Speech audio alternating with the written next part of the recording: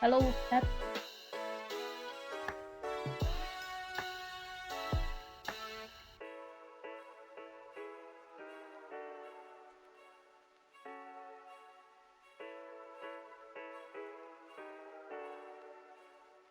Hi, hi.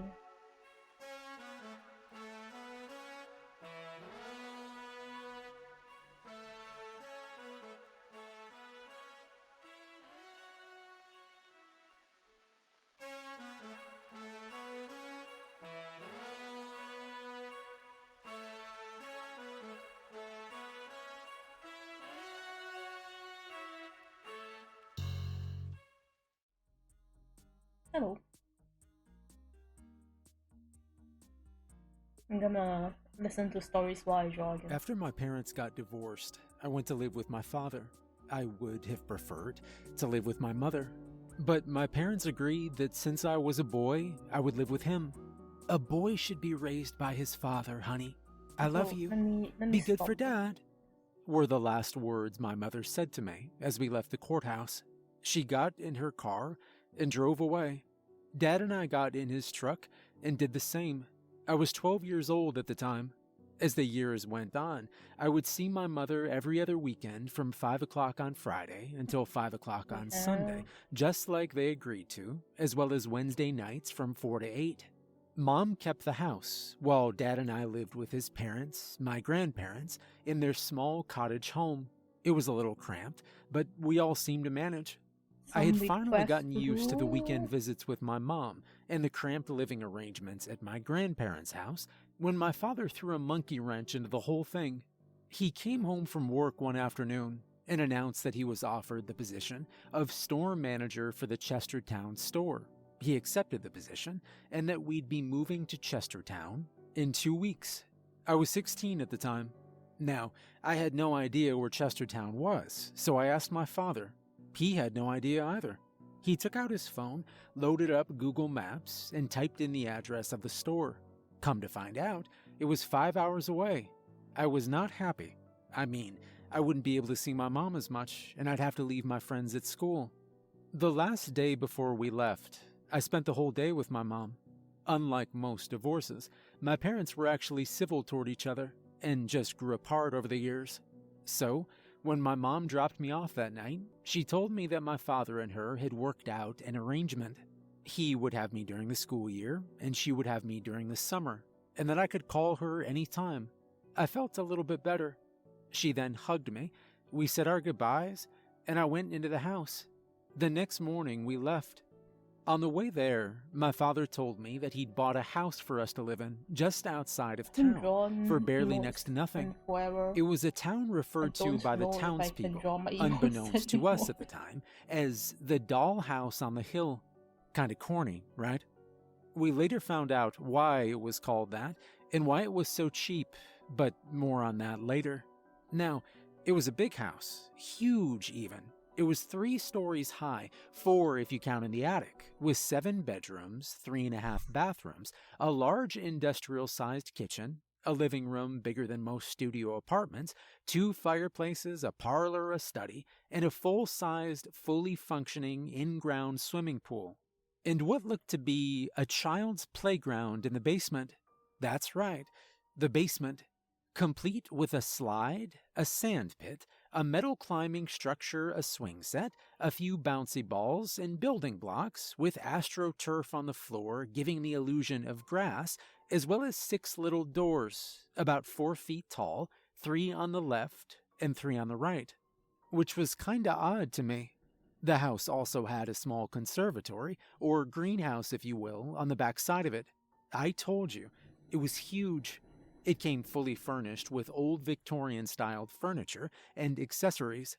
Now, the first couple nights we were there went rather uneventful. My father and I settled in, hung out, drank coffee, and talked. Shortly after that, things began to get weird. Nothing really too extreme and could easily be explained away, but still unnerving. You see, my father chose a bedroom on the 2nd floor, and I chose to make the attic my bedroom.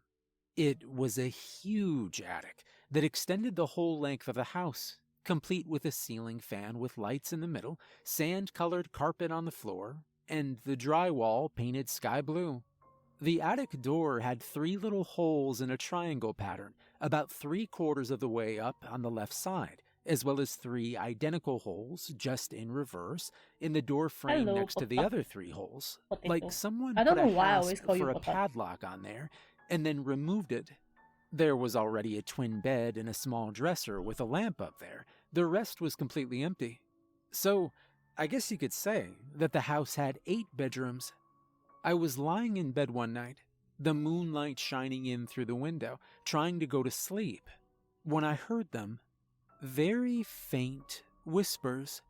I couldn't understand what was being said, and just chalked it up to the wind blowing through tiny air gaps between the window frame and the structure of the house, and I just went to sleep. It was an old house, after all. The next morning, I asked my father if he'd heard anything, and he said no, and left for work. I didn't start school until the coming Monday, so I was home all alone. With the cable guy scheduled to come on Tuesday, I couldn't watch TV, so I decided to explore the house a little. Downstairs was pretty much normal. Living room, kitchen, parlor, study, a half bathroom, and the pool. The upstairs, however, was a little different. The second floor had 2 bedrooms on the left and 2 on the right, a bathroom in the middle of the ones on the right, with a master bedroom, my father's bedroom, at the end of the hall with its own bathroom, and a staircase leading up to the 3rd floor on the right of the bedroom door. The 3rd floor had 2 giant bedrooms, one on the left and one on the right, a bathroom at the end of the hall, and the attic door on the left of it. Why my father bought such a big house when there was only the 2 of us, I didn't understand, but I really liked it. I remembered the layout from when my father and I first walked through. I then began exploring the unused bedrooms. I walked in the first bedroom on the left, and there was nothing out of the ordinary. At first, there was a bed, an armoire, a desk with a mirror, a chair in the corner, and an area rug on the floor. Normal, right? Well, it wasn't until I went into the closet that it became not so normal. I opened the closet door, and there, right in front of me, was another 4-foot-high door, just like the ones in the basement. What the hell? I thought. I bent down and extended my hand to open it, when I heard a little girl giggle right behind me. I quickly leapt to my feet, spun around, and there was no one there. "Who was that?" I said. "Come play with us," I heard a little girl's voice say from behind me, followed by another giggle. I turned around to see the little door opening all by itself and an arm slowly extending out of it. I was completely terrified. I ran out of the room, down the stairs, out the front door, and ran halfway into the yard, turning back to look at the house. I swear I saw a little girl with blonde hair wearing a blue dress standing in the window of the room I just ran out of. She was waving at me. I blinked my eyes a couple times, and she was gone. Needless to say, I did not go back in that house until my father came home. That was a really long and hot day. When my father got home, I told him what happened. And he just laughed and said, "You have such a wild imagination. No wonder you're a writer," and went in the house. I cautiously followed behind him, and I didn't let him out of my sight all night long. Well, except when he used the bathroom, but I was still close by. I slept with every light on I could find in my room that night. The ceiling light, the lamp light, and even my phone light. My father left for work again the next morning. Now, even though the voices and seeing that little girl in the window really freaked me out, I was intrigued by the little door. So, I grabbed my phone, and to try to protect myself, I grabbed the Bible off the coffee table in the living room and carried it upstairs with me. I wanted to see if every bedroom had a little door in the closet, and they did. I wanted to see where the doors led. So, I opened the closet door, saw the little door, and I opened it. Pure darkness. I turned on the flashlight on my phone, and I shined it inside. There, I saw a set of old wooden steps leading down. I'm pretty tall, so I knew I wasn't going to fit through a 4-foot door. I got down on my What hands the and hell? knees, and I crawled through it, and very I carefully want to protect maneuvered my myself way from the down the ghost. I steps, grab a Bible. still I holding the mean, Bible in my they left thought it hand was a and the ghost. flashlight in my So right hand to lead the way. After about 15 minutes of painfully crawling down the steps, I came to another door. I pushed it open and discovered I was at the basement playground. I crawled through the door, stood up, stretched, and said, "Shit, this is who cool. puts the Hidden passages," playground in the I said basement? aloud. What? I then ran to the middle door across the room, opened it, and began crawling up the steps, using my flashlight once again to lead the way. These steps were steeper than the other ones. I got about halfway up when there appeared to be sunlight shining down from above, like someone or something opened the little door above me. I looked up and saw another little girl walk through the door and begin walking down the steps. This More one little wore a girls. light green dress and had brown hair. I was frozen in fear. I couldn't turn around. I couldn't stand up. Hell, I couldn't move. I watched in complete horror as this little girl ghost walked down the stairs and directly through me. Not stepped over me, not stepped on me, but went through me. And as she did, my entire body became extremely cold. "Find us, Michael," she said, as I watched her walk down the steps and out the other door. I immediately crawled as fast as I could up the steps and out the door and into one of the large third-floor bedrooms.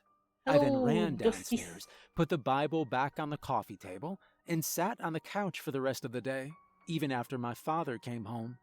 I didn't even eat dinner that night. I slept on the couch, as I didn't want to go anywhere near either one of those rooms. Sometime in the night, I had this really bizarre dream. I was downstairs in the basement, directly in the middle of the playground. Does this, I heard a little girl giggle. Then the Press third requested swing me on to the draw swing you set with next to big me badonkadonks. started swinging all by itself. I went to run up the stairs, but when I got to them, about 20 bouncy balls came bouncing down directly at me. I swatted them away, but some of them hit me. I fell to the ground, closed my eyes, The and Bible covered did my nothing. head He with didn't my even take out arms. his Bible. "Tag, you're it," I heard a little girl's voice say, followed by another giggle. I was then laying on the cold cement floor of the greenhouse. I sat up, and I saw another little girl, wearing a yellow dress with red hair, bouncing an orange ball about 20 feet away from me. I reached out to her. "Find us, Michael," she said. "Find the dolls," and floated downward into the floor and Seriously, why should I disappeared. find you guys? I was horrified. I screamed, and then I woke up. My father came running. I could hear his loud footsteps on the hardwood floor. I told him it was just a bad dream. He smiled. "It's time for school anyway, son. I'm glad you're all right. You scared the hell out of me. Come on, I made us some coffee," Alright. he said, then rustled my hair and walked away. I got up, had coffee, and got ready for my first day at my new school. I had to go upstairs to get dressed, so I ran up the stairs, ran past the first bedroom, up the other set of stairs, and into my room, the attic. Now, since I didn't have a driver's license yet, I had to take the bus.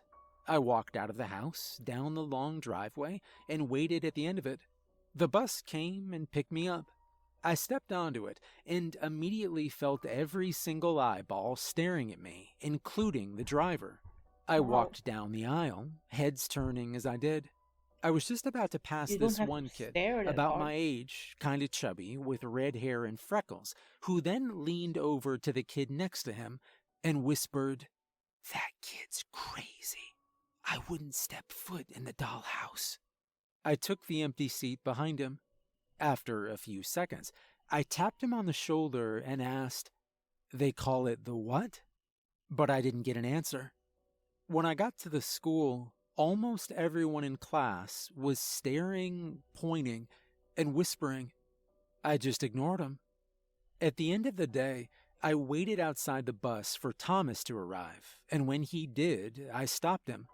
"Look, man, you gotta tell me what's up with the house," I said. "Look, I'll get off where you get off, and I'll walk home," I said to him as we both got on the bus. Now, like I said, I got off at his house.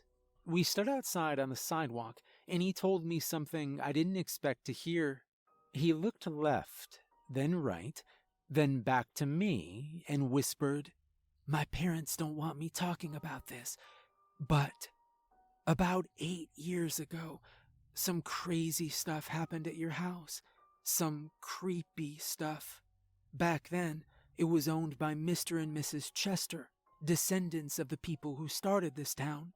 They were the richest people in it. That's why it sits on a hill. They thought they were better than everyone because they had money. One day, Mr. Chester was killed in a boating accident, He's crazy. which left Mrs. Chester alone in the house. He's crazy. They never had any kids, but rumor has it that Mrs. Chester wanted kids, girls to be exact. As the years went on, Mrs. Chester's mental state got worse, and she went crazy from being all alone in the house, so they say. Around that time, several little girls, around 5 or 6, went missing. Police were baffled. Then there was a break in the case. In one of the surveillance videos showing one of the abductions at the mall, it clearly showed that Mrs. Chester was the abductor. When the police closed in on the house, they heard 6 gunshots. The cops stormed the house and found the dead bodies of 5 little girls and Mrs. Chester with a self-inflicted gunshot wound to the head, laying on the floor in the living room. Mrs. Chester survived somehow and is now a permanent resident of the Chestertown home for the criminally insane, a home that she had built. Ironic, isn't it?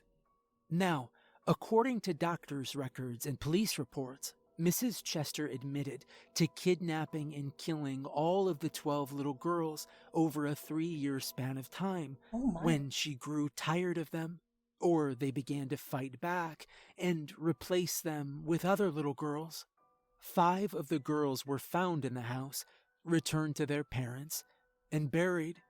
All the cops in town attended each funeral. That's how I know. Another thing I know is the bodies of the other 7 little girls were never found and are believed to be buried somewhere on the property. Several big-name news channels covered the story. Our own newspaper's photographer took a picture of the 5 dead girls and said that they all looked and were dressed like little porcelain dolls. That's where the house gets its name, the dollhouse on the hill. The house is said to be haunted by the spirits of all the little girls. I wouldn't go near that place. "How do you know all the details?" I asked. "My father's the police captain. I overheard him talking about it on the phone when I was little," he answered. Just then, my phone rang. It was my father. He yelled at me to get home and then hung up. Well, I ran home, expecting to get a stern talking to. I opened the door and said, "Dad, where are you?" There was no answer, so I called him. He said he was at the pool and told me to get in there now. He was yelling, and my father never yells. I didn't hear anger in his voice. I heard fear. I ran down the hallway through the kitchen and to the pool room door. That's right, I said pool room. You thought it was an outdoors pool, didn't you? It was completely enclosed with 3 huge cinder block walls extending the height of the house, and a glass-paneled wall the height of the house as well, overlooking the entire town. I heard a door being slammed hard. I saw it was the pool room door. In between the opening and closing of it, I could see my father through the flashing of the overhead fluorescent lights. He was curled up in a sitting position in the far left corner of the room, wearing a bathing suit next to a pile of clothes, with his wallet and phone sitting on top.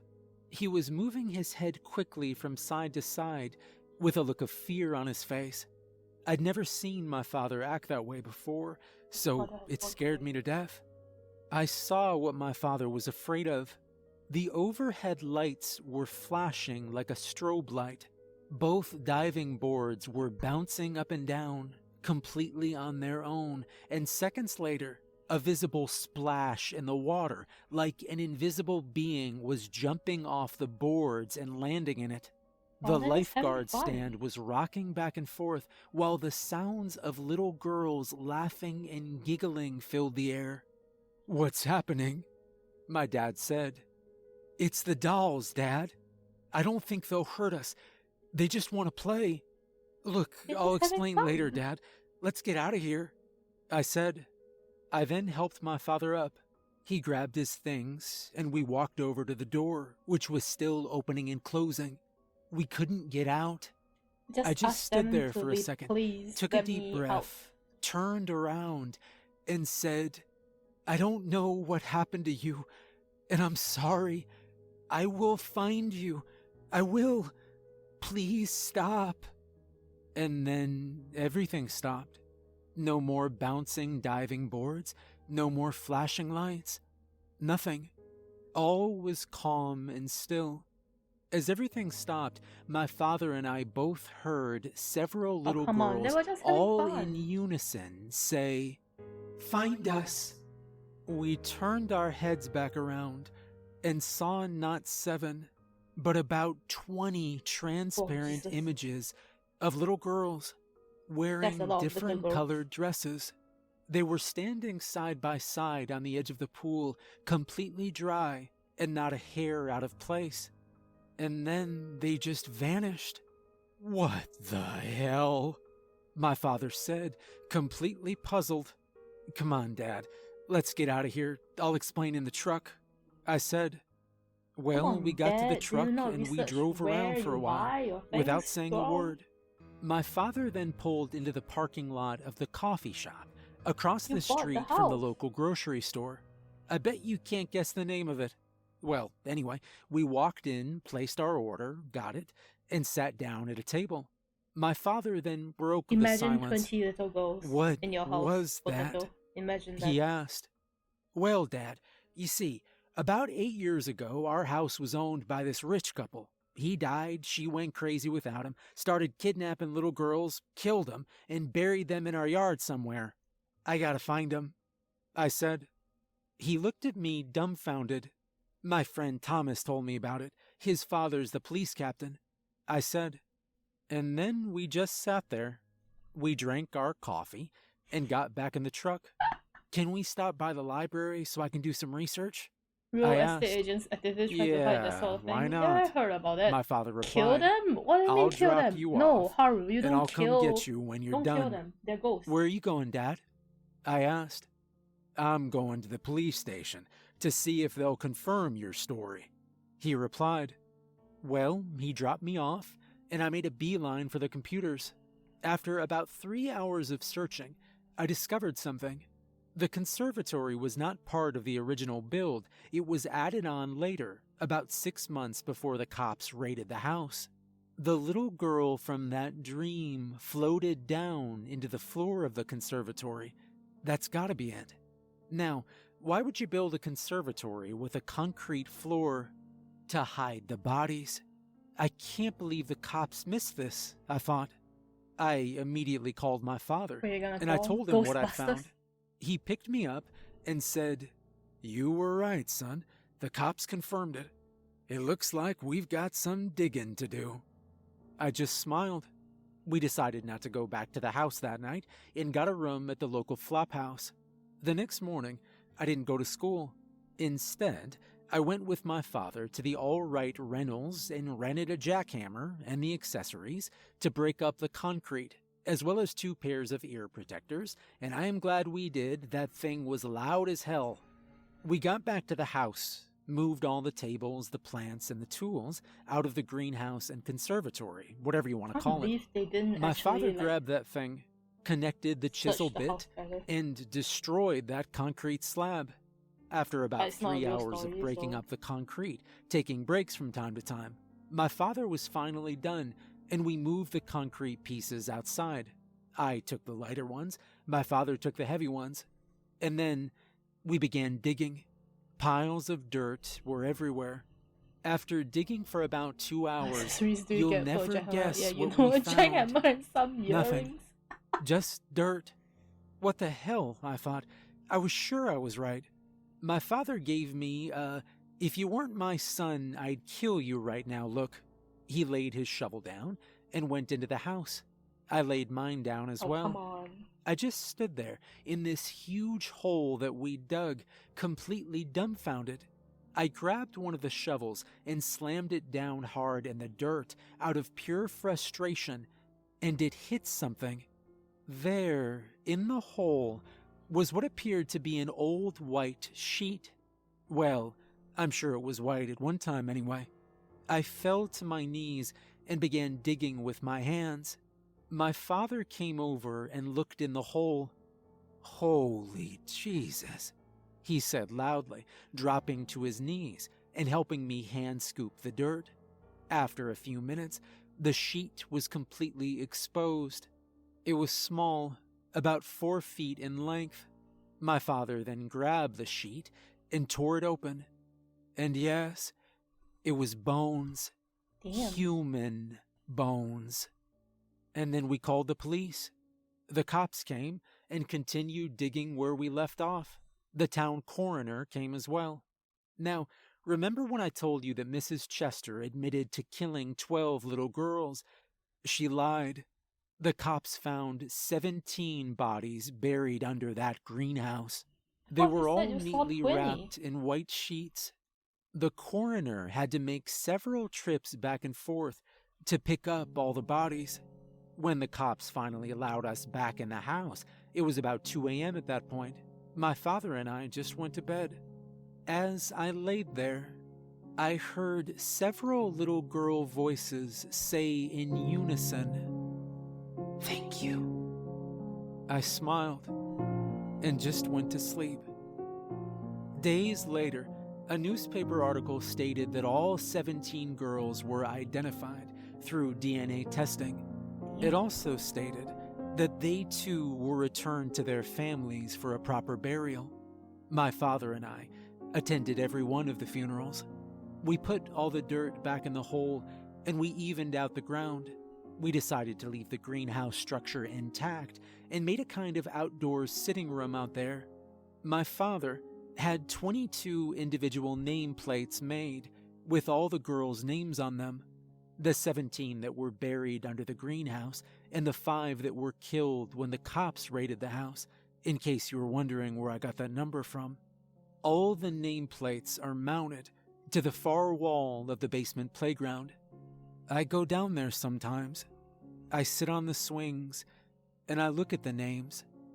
I hope they found peace. I was the talk of the school for a little while, in a good way, that is, until the boiler blew up at the grocery store I mentioned earlier. Strange things are always happening there. It sounds like a pretty cool place to work. I'm thinking about trying to get a job there.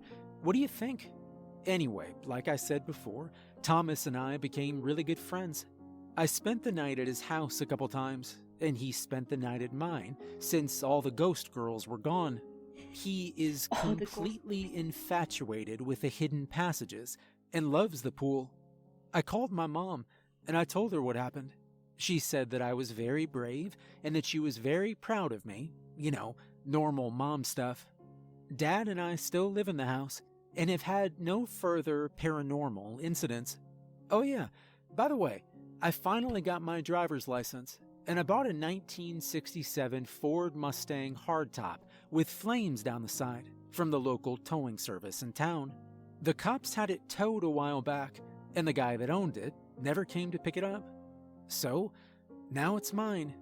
Well, it's getting late, you guys. I gotta get a shower and hit the hay. I've got school in the morning. I hope you liked my story. Good night, everyone.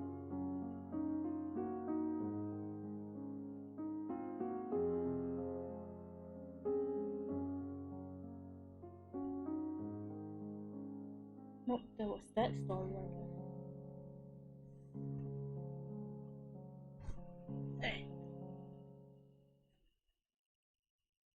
Thank goodness it wasn't dog bones. Why was little girl bones?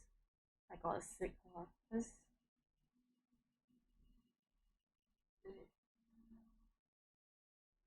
Another story.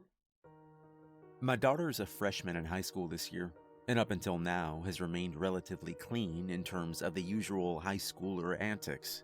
My wife and I, of course, don't condone underage drinking or partying, but we know it's likely going to happen regardless of what we say. We both agreed long ago that we would always do our best to educate our kids on the dangers and try our best to influence them away from that lifestyle. I've had numerous talks with both my son and daughter about this, and made sure to reiterate that I don't want them partying, but I'm not able to control their entire lives either. My request, that I have repeated ad nauseum to them, is that if they're ever in danger or in an unsure situation, to please call me. I don't care what time it is or where they are, I'll go pick them up. No questions asked and no grudges held. Better than them getting into the car with some underage drunk driver or something. Because we've all heard the horror stories of people's lives being changed forever by one stupid decision. My son has never once taken me up on that offer, and I hope that means he's been responsible. Until last week, my daughter hadn't either, but I'm glad she did, even though it ended up being one of the most terrifying nights of our lives. My phone began to blare loudly on the side table, stirring me from a deep sleep. With a stark, sudden nervousness, I leaned over and silenced the annoying tone, glimpsing with a pirate eye stare at my bright phone. The name Amelia illuminated brightly on my screen, and immediately my heart sank. It was just past 2 a.m., and everyone knows nothing good ever happens that late at night. Hello? Dad? Hey, I'm sorry to call so late. No, it's fine, honey. What's up? You okay? Yeah, I'm fine. We were driving home and my friend's car broke down. Is there any way you could come pick us up? My heart breathed a small sigh of relief then, and I tried to gather my mind. I told her I would, of course, come and get her, and over the next few minutes she described her location as I got myself dressed. She was a good half an hour drive away, and basically just on the side of a rural stretch of road. She didn't mention exactly what they were doing out there, and in that moment, it didn't cross my mind to ask. I pulled my truck out of the complex maybe 10 minutes later, and texted Amelia that I was on my way. Thankfully, the roads were clear at 2 a.m., and I was well on my way to her in no time, making much better time than the drive would have normally taken me. Only then did I start to realize they probably could have just called roadside assistance and requested service. Would have saved me a long drive on a work night, but after all, I'd always told Amelia to call me if she needed help, and I'm glad she did. After entering the highway, I felt my phone begin to buzz in my pocket. I pulled it out and once again saw an incoming call from Amelia. Dad, are you almost here? She spoke suddenly as I answered, a distinct nervousness obvious in her voice. Yeah, about 10 minutes out. You okay? She paused on the other end. I heard one of her friends say something in the background, but I couldn't decipher what it was. Dad, there's somebody out here. There he is, down by that post. Another girl spoke from the other end. What do you mean? Is somebody threatening you? Dad, something's wrong. And then the line cut out. Oh, I glanced at my phone to see that the call had failed. Oh, After trying and failing several times to call her back, I eventually gave up due to lack of service. My heart was throbbing in my chest, and an increased desperation caused me to stomp down harder on the gas pedal. A few minutes later, and my phone began to buzz in the center console once again, and once again it was Amelia. Amelia, are you there? Dad, something's wrong. I'm almost there, Amelia. Hold on. Are you safe? What's going on? There was no response from the other end. Sometimes when I have bad reception, people can call me and speak, but they can't hear me respond. I figured that's what was happening until she spoke again. Dad, something's wrong. I felt a wave of chills run through me. Something about the situation had unnerved me then. The way Amelia spoke, it was the same every single time, almost like it was a recording. The area she'd told me they were located at was about 15 minutes away from the nearest town, on the way to a patch of wilderness. A lot of people go there for camping and whatnot, but the roads were near empty that night. Endless rows of trees lined either side of the road, and a cold sweat dampened my brow as I stomped on the gas pedal. A few minutes later, I finally spotted something up ahead. A lone Subaru Outback on the opposite side of the road. As I got near, I squinted to see better, but saw that no one was inside. I was fairly certain it was one of Amelia's friends' cars, and since I hadn't seen any others, I figured it had to be them. I pulled my truck up behind it, and my headlights beamed through the back window, but I didn't see anyone. "Amelia!" I called out from my window, but got no response. I killed my engine then, grabbing my Glock from under the seat and stashing it in the back of my pants. The chilly air gnawed against my skin as I stepped out into the road. There was an eerie silence. The back left tire on the Outback was completely flat, and I figured that's why Amelia had called. I hope that's all it was, but the fact that she wasn't there was distressing. "Amelia!" I called out again. I checked my phone again, but found it was displaying the searching message in place of the bars. The inside of the car was empty when I looked through it, and I shuddered to imagine what could have possibly possessed them to leave their car. None of the possible answers, I concluded, were good. I called out to her a few more times as I searched around the area, but never got a response. On the side of the road, I noticed something laying in the wild grass. As I got closer, I realized it was a purse with a bunch of items spilled out of it. I didn't think it was one of Amelia's, but it was obviously a bad sign. Something was very wrong about the situation. It felt like I was being watched. The discarded purse clearly indicated that whoever it belonged to probably went out into the woods. I knew what I had to do, but the fear that overcame me when I considered going into those woods was among the strongest I've ever felt. Every self-preservation in me was screaming for me to not go into those woods. But my little girl was out there, and fleeing was not an option. I made my way to the tree line and entered the woods. The only light I had on me was my phone's flashlight, and it wasn't much. It was at least better than making calls, though, and surely better than nothing. Each step I took seemed to crash like thunder when contrasted with the eerily silent night. Each dried leaf like a glass vase shattering on impact, and I did my best to move as quietly and efficiently as possible. The Glock remained in my right hand at all times. In the distance, I started to hear the sounds of trickling water. There was nothing really indicative of anyone having been in there, so I decided to just go towards it. I thought for a second that maybe one of them was bleeding and went to the water to wash off a cut or something, even though that'd be a terrible idea. By that point, I was just internally scrambling for answers or any sort of clue. I'm bad A at minute drawing later, badong and I stumbled into a small clearing and found the brook I'd heard earlier. The small stream extended in a wavering path both directions, with thick foliage covering much of the bank.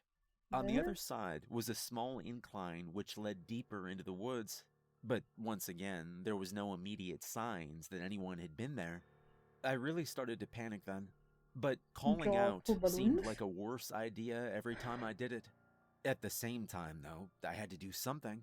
My mind just wouldn't stop racing about some lunatic serial killer or human trafficker, every father's worst nightmare.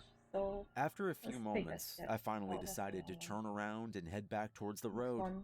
As I veered back, I stepped by the bank and was able to see around the small bend in the creek.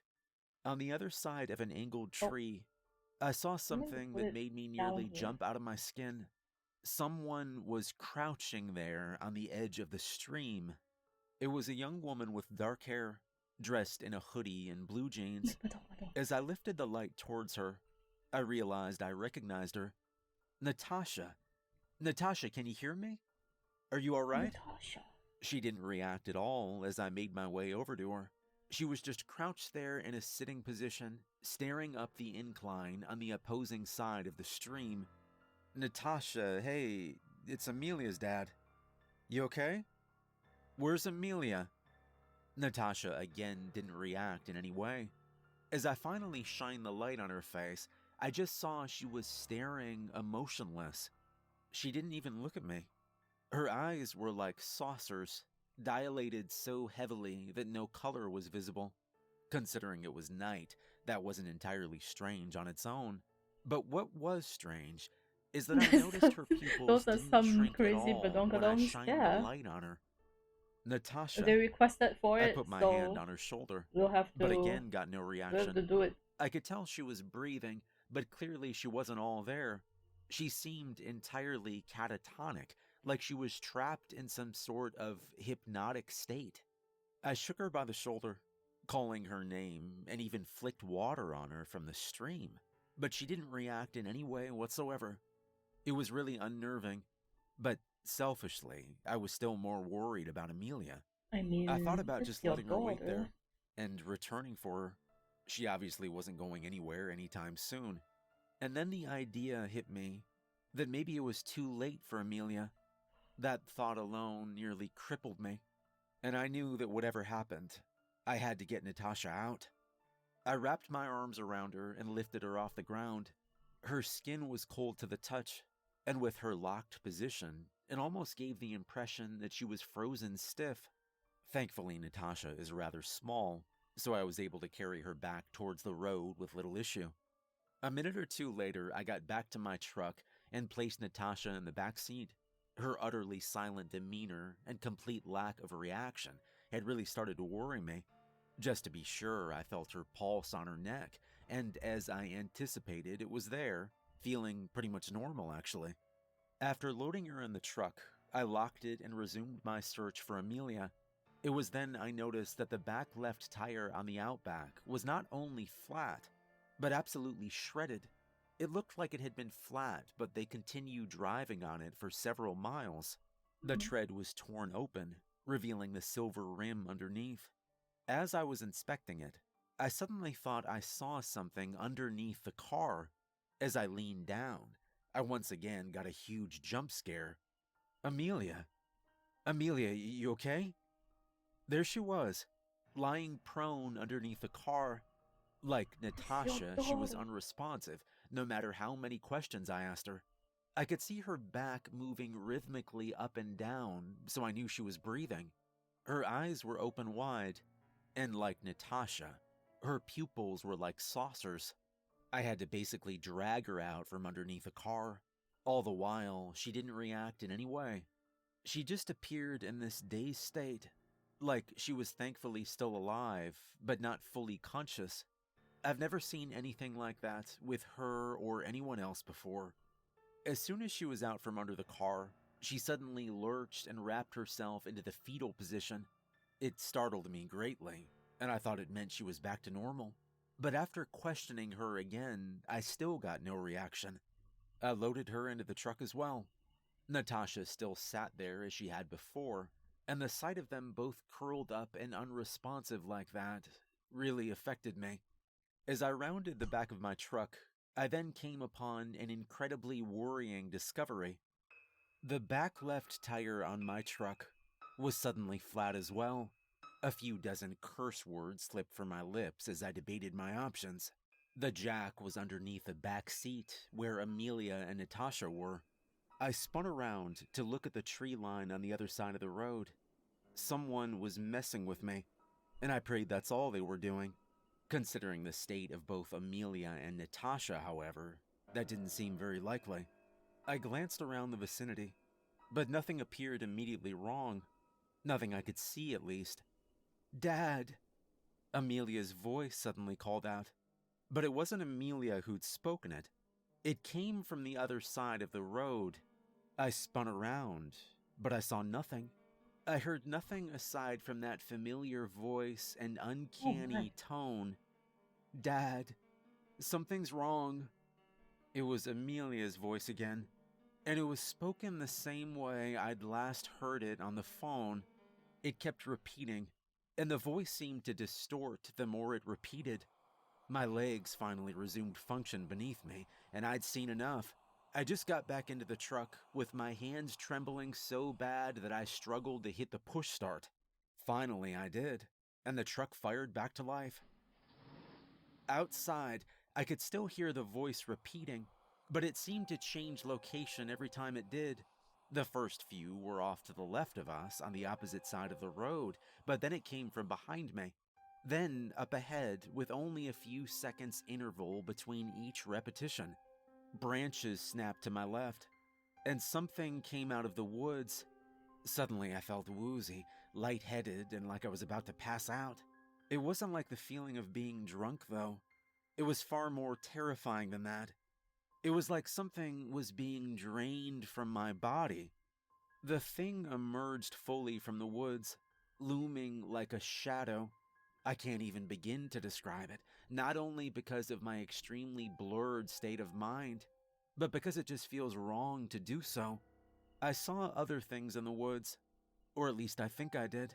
So much of this feels like a dream now. It's like I don't know whether I can even trust my own account anymore. Something was out there, though.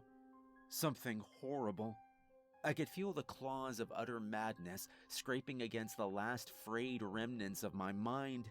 Somehow, though, I managed to move the shifter into drive, and with no regard for the flat tire, I slammed my foot down on the gas pedal. It felt like driving with a fishbowl on my head while being upside down. My reactions and muscle memory were just disoriented beyond belief. I have no doubt I was swerving all over the road, and thankfully no one else was around. By some miracle of fate, I managed to keep the truck on the road for a long enough time. The delirious sensations seemed to lessen the further away I got. After several minutes of driving, I felt mostly back to my normal state of mind. A few minutes later, and I pulled my shrieking truck into the hospital parking lot. By that point, the tire was almost completely gone, and I probably ruined my differential, but none of that mattered to me. I ran inside the hospital and got some of the staff at the front counter, telling them I had 2 girls that needed help. The staff followed me out, and I picked up the still unresponsive Amelia from the back seat. The security guard picked up Natasha, and we carried them back inside. The nurses asked me what had happened, and I didn't even know what to tell them. I ended up just saying most of what actually happened, and that I'd found them in the woods. The staff eyed me, and I could tell they didn't trust me. And I You're don't blame crazy. them either, as I did show up with 2 underage girls in the middle of the night and under very strange circumstances.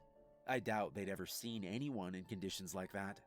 The girls very much appeared like they'd been drugged, and although I told them I was Amelia's father, I don't blame them for being suspicious of me. Even as the police showed up and began questioning me, I forced myself to remain calm for the sake of Amelia. They asked me what had happened, and I told them pretty much everything I've written here today, but in the most rational means I could explain. I told them I thought someone had abducted and drugged them, but I didn't see who it was. No way they'd ever believe the more worrying details of the experience.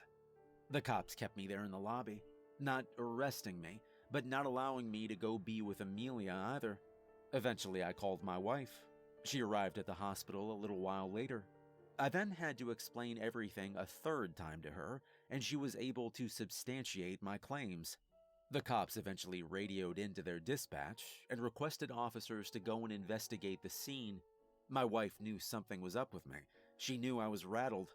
One of the nurses came out a little while later and informed us that both girls had been sedated and were now sleeping peacefully. I asked if they'd found anything wrong with them, but they said everything was normal as far as they could tell. I was exhausted by then, and I ended up falling asleep on the lobby's couch not long after.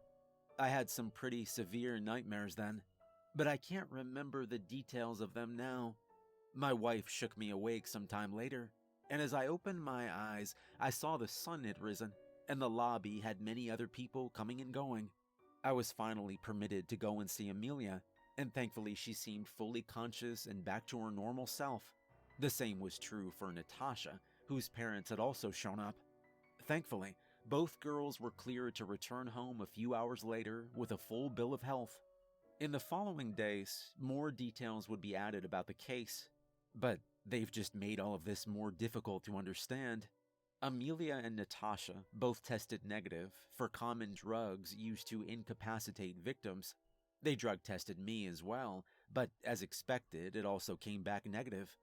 On the following morning, the cops went and checked out the area where I found the girls. Natasha's car was still there, in virtually the same state I'd found it in. They searched the surrounding woods, but weren't able to find much of relevance. As of now, I've been cleared of any wrongdoing in the case, but that doesn't mean things have been resolved. The cops questioned me extensively about the night, and I tried to help them in every way I could. I even told them I thought I'd seen someone approaching my truck as I fled, but stopped short of implying anything beyond that. If you've read all of this, then you may be of the same assumption that I am, and came to a similar but far more unbelievable conclusion. There was something unnatural about that night, and although I hesitate to use the word paranormal, I'm really struggling to find a better word for it. Amelia has no memory of what happened to her. She said the last thing she remembers was Natasha pulling the car over after they got a flat tire. She doesn't remember crawling under the car or me carrying her to the truck. Next thing she said she actively remembers was waking up in the hospital, and Natasha's account was pretty much the same. I've had some horrific nightmares these last couple days. Nothing in particular I can recall, just distorted visions of horrific creatures. Amelia has had them too, and I suspect, though I'm not certain, that Natasha has had the same. I'll be honest, some of the things Amelia has told me lately really has me worried. She said she's seen things that she knows aren't there, and heard voices she knows don't exist. Based on the things she's mentioned, I'm starting to get worried she might be schizophrenic. She's never had these issues before that night, and I really hope it isn't the case. I don't have a good explanation for what happened that night, and all the research I've done hasn't helped much. As of now, I'm hoping I can just write this event off and move on with my life. But I have this horrible feeling it won't be that easy. If anyone has any theories about what the hell happened that night, please share them with me. I'm open to any and all potential explanations. One thing I do know is that whatever I saw that night, it's still out there, and that thought terrifies me more than anything else.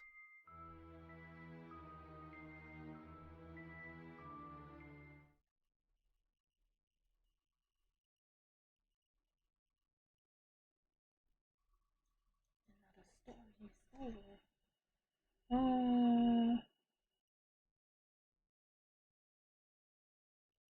Watch this if you want to get home tonight alive, sure. Picture this. You're walking home one evening. Just You're need to alone and the spend streets some are points. empty. You walk a path you've walked 1,000 times. Thank you for Suddenly, spending points. you spot a road you've never seen before. Maybe there's suddenly a cozy bridge crossing the large river that usually forces you to take a detour.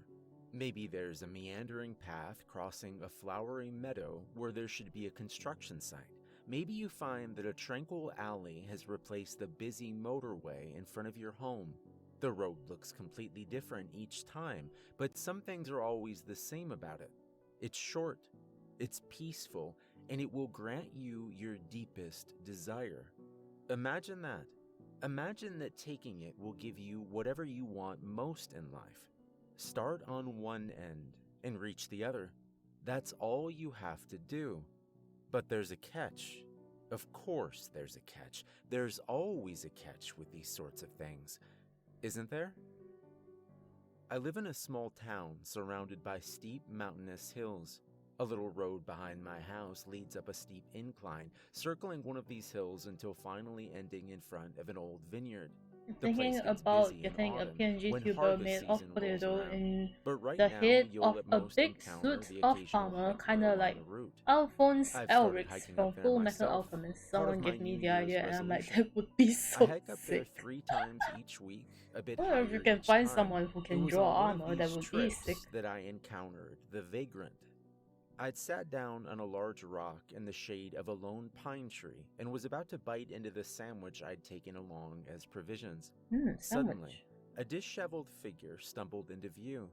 He was thin, his dusty clothes too wide for his scrawny body. A thick beard covered his face, and dirty strands of hair hung down from his skull in a wild, tangled chaos. He took a few steps, dragging his feet over the asphalt. Then he noticed me. He approached, his hungry gaze fixated on the food, then looked away, feigning disinterest, and dropped down to the ground where he pretended to massage his ankles. I instinctively scooped away from his figure, protectively clutching my food closer towards my chest. He watched me from the corner of his eyes. What was this guy doing here?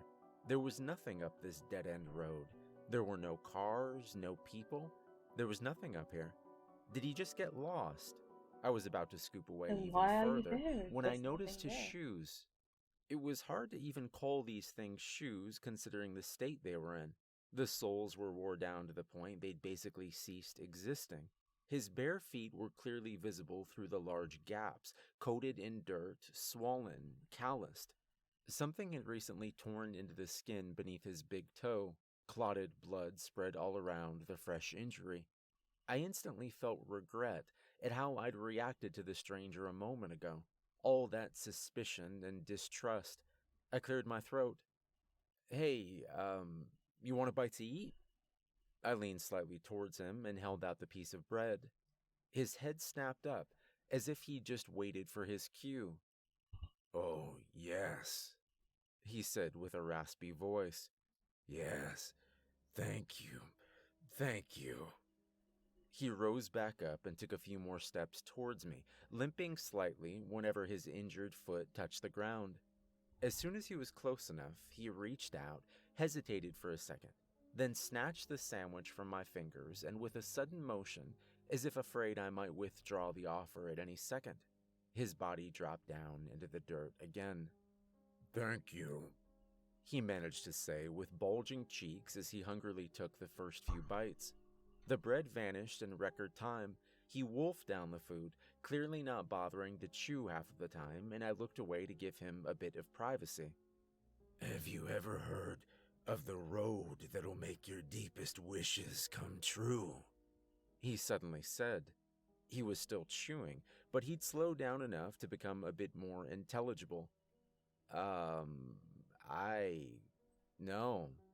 I answered with some hesitation. Picture this. You're walking home one evening. You're alone and the streets are empty. You walk a path you've walked 1,000 times.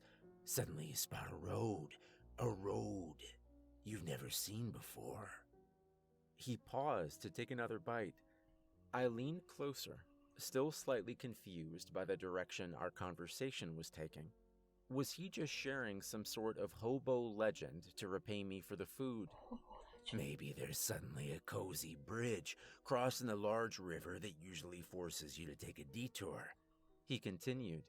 Maybe there's a meandering path crossing a flowery meadow where there should be a construction site. Or maybe... He suddenly stopped and looked into the distance, his eyes unfocused. Maybe you find that a tranquil alley has replaced the busy motorway in front of your home. He shook his head and pulled himself out of whatever vision had suddenly haunted him. The road looks completely different each time, but some things are always the same about it. It's short, it's peaceful, and it will grant you your deepest desire. He looked down at the last few bites that remained of the sandwich. Imagine that. Imagine that taking it will give you whatever you want most in life. His fingers tensed against the bread, and a few crumbs of the crust fell to the ground.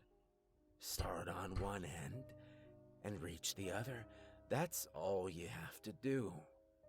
He raised the last bite to his lips. But there's a catch. Of course there's a catch. There's always a catch with these sorts of things, isn't there? His mouth opened, and the sandwich disappeared. For a bit, he just sat there, silently chewing while I nervously tapped my fingers against my knees, waiting for him to continue. What's the catch? My voice finally broke the silence. I'd gotten more involved in his narration than I could have anticipated. He looked at me, then down at his now empty palms, as if waiting for more food to magically appear there. The catch, he mumbled. The catch, right. The catch is that you have to walk the road with your eyes closed. No blinking or peeking, no matter what. Doesn't sound so bad, right? It's such a short and straightforward route. How hard could it be to do this blind? His voice broke, and he closed his eyes, rubbing the bridge of his nose. It seems so easy until you reach the middle of the road and the sounds come. A startling scream, as if some terrifying beast has appeared in front of you. Beautiful, angelic music beckoning you to look at its creator. The voice of a loved one who just passed away. No matter what you hear, keep your eyes closed. Or else what? Or else, well, it said that. He stared down at the ground while one of his hands rubbed his injured foot. The wound had opened up again, and fresh blood was seeping over his soul. According to the legend, you'll be trapped on this road forever. Oh, sure, you'll reach the end, but then you take a turn and you take another, and suddenly you notice that you've stepped onto the road again. It looks different, but you can tell somehow.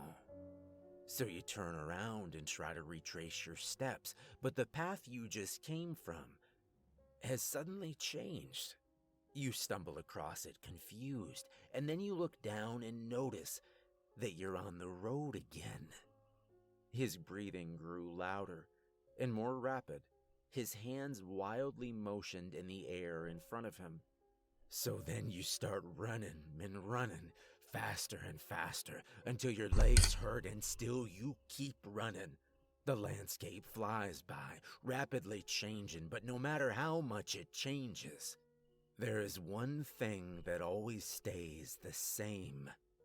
You're on the road again, and again, and again, and you sink down exhausted, and when you wake up, you're back, and you walk for days and months and years, hungry and cold and tired, until you finally decide to end it all. So you do, and you feel yourself fade away, and you think you finally escaped, and then your eyes close and your breathing stops, and you grow cold, and then your eyes fly open, and you're back on the road.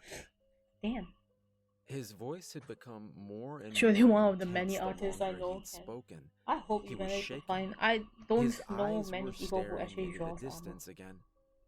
I Mostly noticed because armor that is I had difficult grown to draw. equally tense. I rubbed my upper arm in an attempt to hitting the fight mic. off that shivering feeling that had crept beneath my skin. Then I forced out a polite little chuckle. Well, that's quite the story, I said. Just one little hole. How could we ever find out what happens to those who open their eyes? If the story's true, they're trapped on that road forever, right? They'll hardly be able to tell anyone what happened, right? Rationalizing the story in this way helped me get a grip of myself. He had told it quite convincingly, but in the end it was just some silly little legend. He nodded, then pulled his legs towards his body. Yeah, you're right. I guess you're right. His head dipped forward and squeezed itself against his knees. It was a car horn, you know. What? I said, unable to really grasp his sudden non sequitur. No demonic voices, or angelic messages, or siren songs. Just a damn car horn.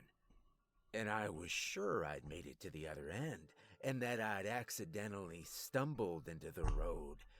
So I just... He fell silent. I stared at him, my mouth opening and closing as I struggled to find an appropriate answer to this strange outburst. Before I found the right words, he suddenly pulled his upper body away from his knees, shook his head, and let out a laugh. I'm sorry. I'm sorry about that. I'm just tired. It's getting late. He stretched his legs and began standing up. Well, he said, trying to get a sense of levity back into his voice. What would you ask for if you ever stumbled on the road? I don't know. Money, eternal youth? I guess I'm not really creative when it comes to this stuff. I gave him a smile. What about you? What's your deepest desire? He stared at the horizon, which was slowly turning orange from the setting sun. Getting home, he said with a grave voice. Then he took a deep breath and began to walk away.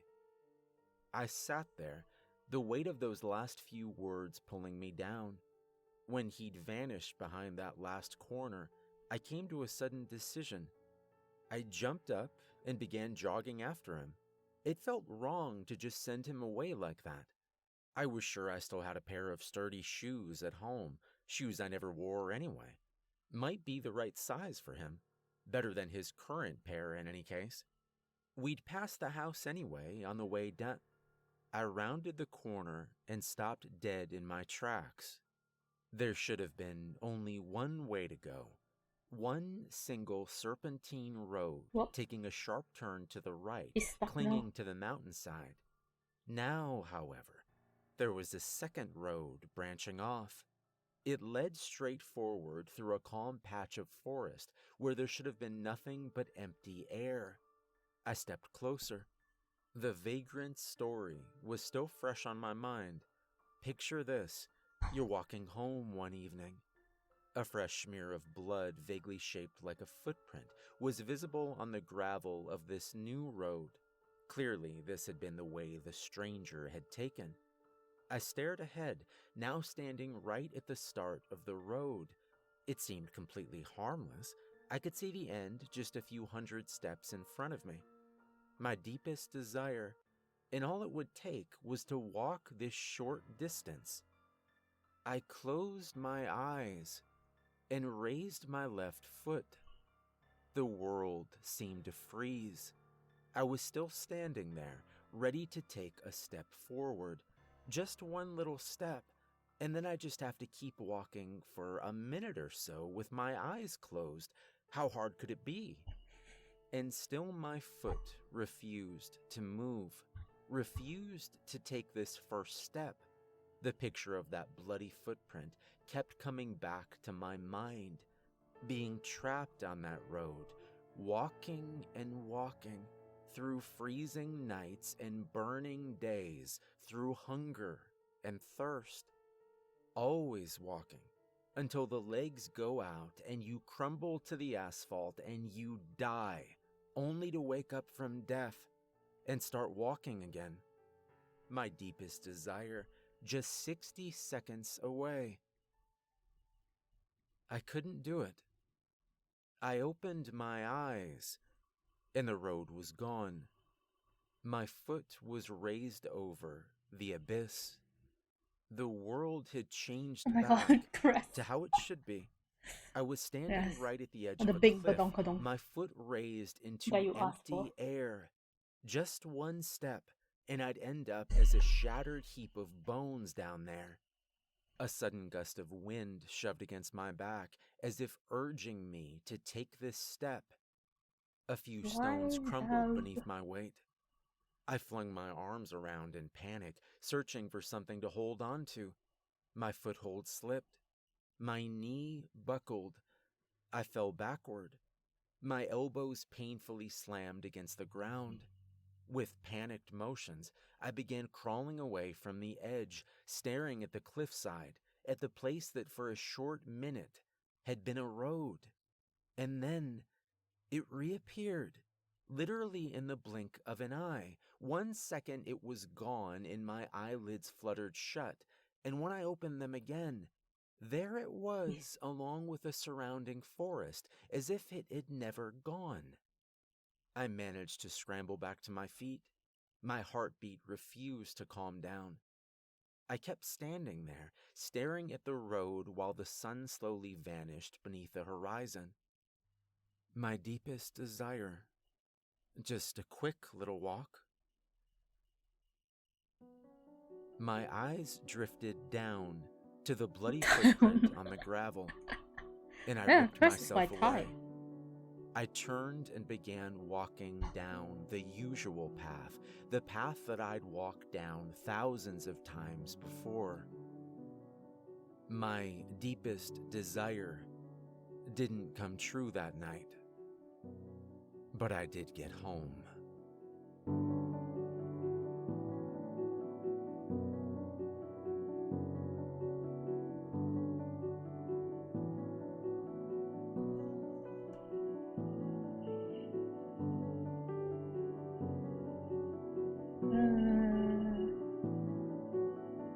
National Park. Sure. Time doesn't stop. 7 hours No long. matter No, what you I don't do, have to you worry about can't stop videos time anymore. from flowing. It won't stop. But what time does do is forget. The bad events become bad memories, which become bad dreams, which fade into the smallest of dark stains Technically, on we history. all own ties. This No, you're a potato. good. You have no ties. This is natural. This buries things that should be buried, that must be buried for the world's sake. And the worst thing you can do is to go around digging Some those better to things wait or up, hit on than others. making Fine. time remember I mean, what should true? be forgotten for eternity. I live in New Mexico, out in the country. I never get bored with the outdoors. There's so many weird rock formations to climb, so much odd geography to explore. But the one thing that interests me most about where I live is the archaeology. Hundreds and hundreds of years ago, this area was colonized by Native Americans, known as the Anasazi. The word is actually Navajo, meaning ancient ones or ancient enemy. They built cities out of stone, sometimes sprawling across the ground, sometimes built into the sides of cliffs. I saw some of the biggest ones at Chaco Canyon. That's what captured my interest to begin with. If you ever see them, you'll know what I mean. There's just something about those strange circular structures that fills you with a sense of awe. But now, those cities have been ground down by the wind. They're little more than ruins anymore. That's because they were abandoned long ago. No one knows what happened to the people who live there. They just all vanished, leaving nothing but ruins and a few pottery shards.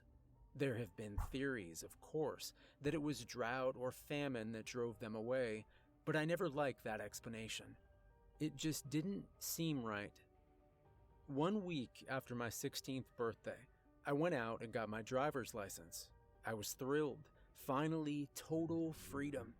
That weekend, me and some friends decided to go on a camping trip out in the hills. So Saturday morning, I picked everyone up and we headed out.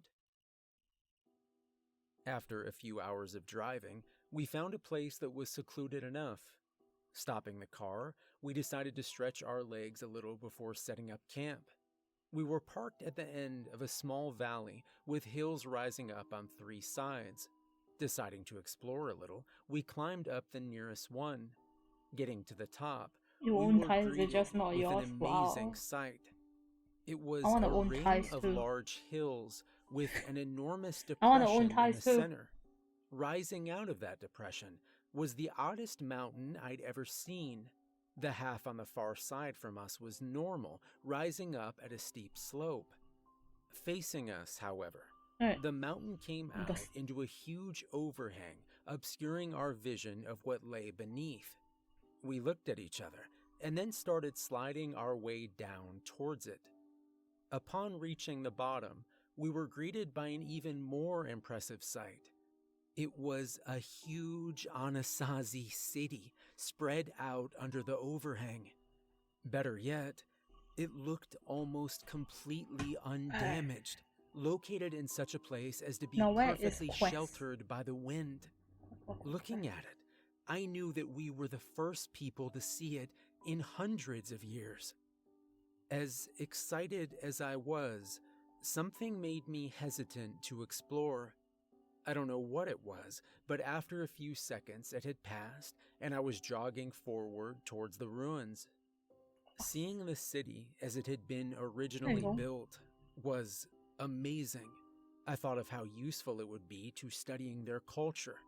The one thing that put me off, though, were the skeletons. Human bones littered almost every Hello, floor. Pia. I didn't know enough to be able to determine what killed all of these people, but it looked Thank like you they for all the died at rib. once. I suddenly realized I'd gotten separated from my friends. Calling out, I got no answer. I started walking through the ruins looking for them, then jogging, then running. Coming around a corner, I nearly ran smack into them. They were standing in the Shield crack? doorway to the largest Flash, room flash, I'd flash, flash. seen so far, staring in. I already. Okay, down. Annoyed, I pushed past them to see what they were looking at. I'm here. One by Hello, side. I found it. The Paper. skeletons. See whether I got finish. They try to rest. Yup. Yes. I wish they weren't. That way my The brain rest finished so could fast. make excuses. Most of them were Shield crack, low bar. definitely human. The other ones, though, You were streaming Apex, right? it Do was you as if a win? human One by side of me. skeleton had been partially molded Shield crack. into that of a Shield crack. coyote. The skulls were elongated, One knock. the spine stooped, the fingers clawed. Grenade on. In the center Oh of the yes. was a Pia was jet trolling most of it. pedestal. What do you mean by he's On it trolling most of it? Lay another Hey. That's nice. None of us really wanted to go in. Were you playing ranked? But we did anyways. Walking towards the bizarre skeletons, I almost tripped over a strange rod. Picking it up, I couldn't tell what it was or what it was made out of. I asked my friends to come look at it. One of them took it and, as a joke, jabbed it into the chest of my oldest friend, Pete. Not expecting the attack, Pete stumbled backwards and tripped, landing on the pedestal. He didn't move again. The guy who Am had I doing a jabbed whole him shit for walked everyone over who to help asked for him one? up, Nope. rod still in hand. Thank you for the lurk, As soon as Hedio. that rod touched the pedestal, there was a flash of light Nope. and a rushing sound. Clearing my vision, I saw am that Pete drawing- was moving now. He was writhing in pain, and once my I hearing only came did back, more for... I realized that he was screaming I don't as know. well. The guy who had jabbed him Say moved to because help, she's my but daughter. jumped back as Pete And rolled I am onto biased. the floor, scattering bones. As he thrashed, I saw that his body, That's all you do, one was was starting and then to this warp. one's got more than one. Yeah, it Then, depends on my without mood. warning, he lay If they still. never request for Looking anything. at him in horror, I on realized my that his mood. features matched the weird skeletons next to him. He had somehow been transformed. Pete stared up into the eyes of the guy who had, by accident, done that to him. What he did next, I don't like thinking Mostly about. just doting It on my friends. was Yes. horrifying. And I ran. If you wanna be sprinting nice, I through the feel it. ruined buildings. I heard Something another like that. person yell as he went Something down. like that. Then another. Then it was just me and what used to be Pete. Bursting out into the sunlight, I sprinted to the base of the hill. Turning back, I saw Pete standing in a doorway watching me. Before my eyes, His body twisted and shrunk until he just looked like an ordinary I mean, coyote. it's not even like I took a step I did backwards. this The coyote snarled and ran towards me. base anyway. Whimpering, I turned and scrambled up the hill. The It's not coyote even was custom remote. faster, much faster. By the time I had reached the top, it was upon me. I could feel its body slam into my back, sending us both rolling down the other side of the hill. Twisting to face the thing, I pulled my arm back and slammed my fist into its muzzle. It yelped in pain. I tried to hit it again, but this time the thing was expecting my blow. Just before my fist made contact with its face, the coyote opened its mouth and bit down on it. Yelling, I smashed my head into it, making it let go. We hit the bottom and rolled apart. Struggling to my feet, I saw the coyote twisting and warping back into Pete's form. He was scratched up and his nose was broken. He was wearing nothing but a coyote pelt wrapped around him. "Jack, please help me," he moaned. I walked over and started to stoop down to help him up. Then I saw his eyes. They were coyote eyes. I started back, and with a snarl he lunged at me. Only now remembering the knife in my belt, I pulled it and stabbed it into his chest. His body shuddered, then went still. I stepped back as his skin began to crumble into dust. It blew away, leaving nothing but a skeleton of human crossed with a coyote. I told the police and the therapist that a madman in the hills had killed my friends. I gave them the wrong location for where it happened. I think those ancient cities died for a reason. That humans aren't ready for that kind of magic that had been discovered in them. The magic that let people transform into those things that I now know are called skinwalkers. I didn't used to believe in magic and monsters and the paranormal, but now I know the truth.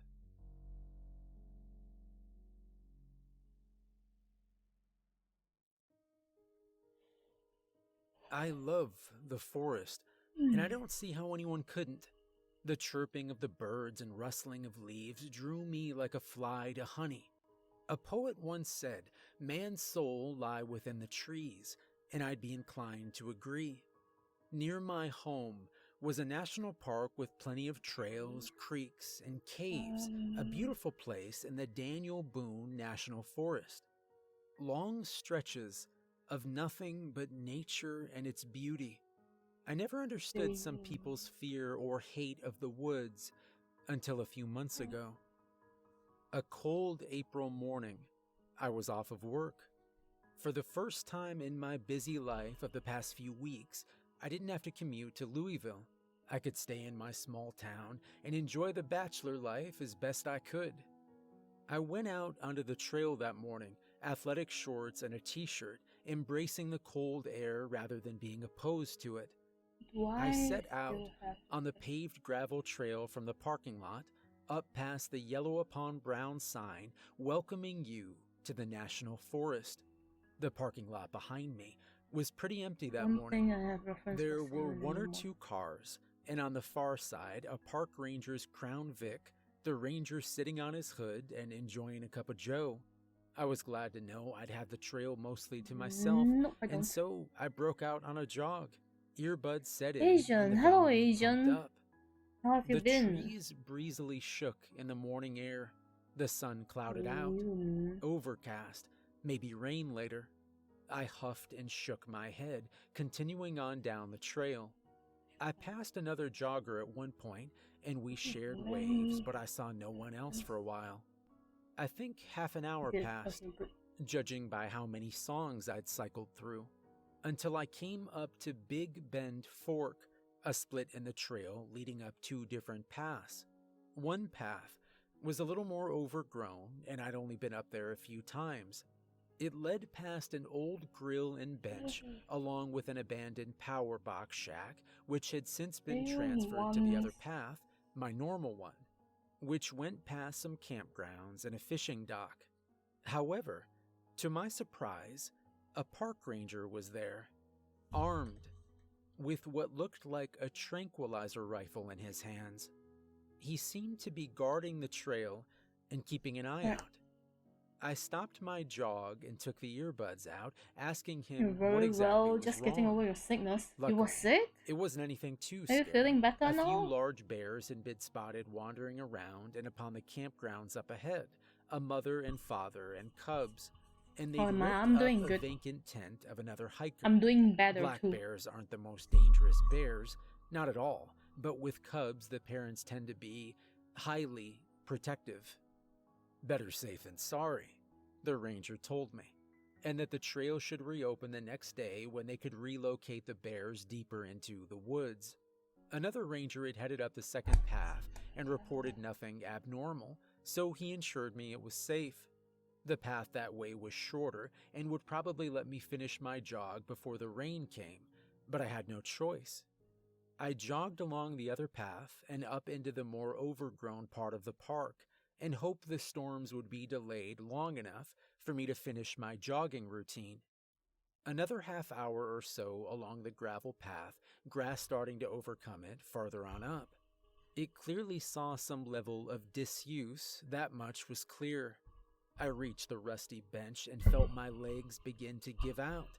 Time for a break. So much NyQuil. I What is slowed my NyQuil? pace down and walked Is off it the the trail medicine? to the bench, taking a seat and giving my body a rest. My head tilted up to the sky, and I shut my eyes, lost in the world of 80s music. I'm not sure how long I sat there, but after a while, I started to smell something. Something wafted over to me, and I couldn't tell Smell. fully what it was. It seemed to be coming from farther up the trail, near the power shed. Whatever it was, I hopped off of the bench begrudgingly, stretching out and doing a few toe touches before continuing on the trail. The smell became more pervasive as I made my way further up, and I started seeing some kind of material along the trail. It's the Bits cough of syrup red, that makes you drowsy and black, clears congestion. and some Oh, I gray. see. They were strewn along Sorry, the sides I don't of know the my trail medicines. in odd patterns. I stopped. I also and don't picked a few drink like pieces up, liquid pieces medication of black hair because stuck to I hate the them thanks taste, to so I just static. take pills. They were pieces of tarp, maybe from that fence. It would make sense.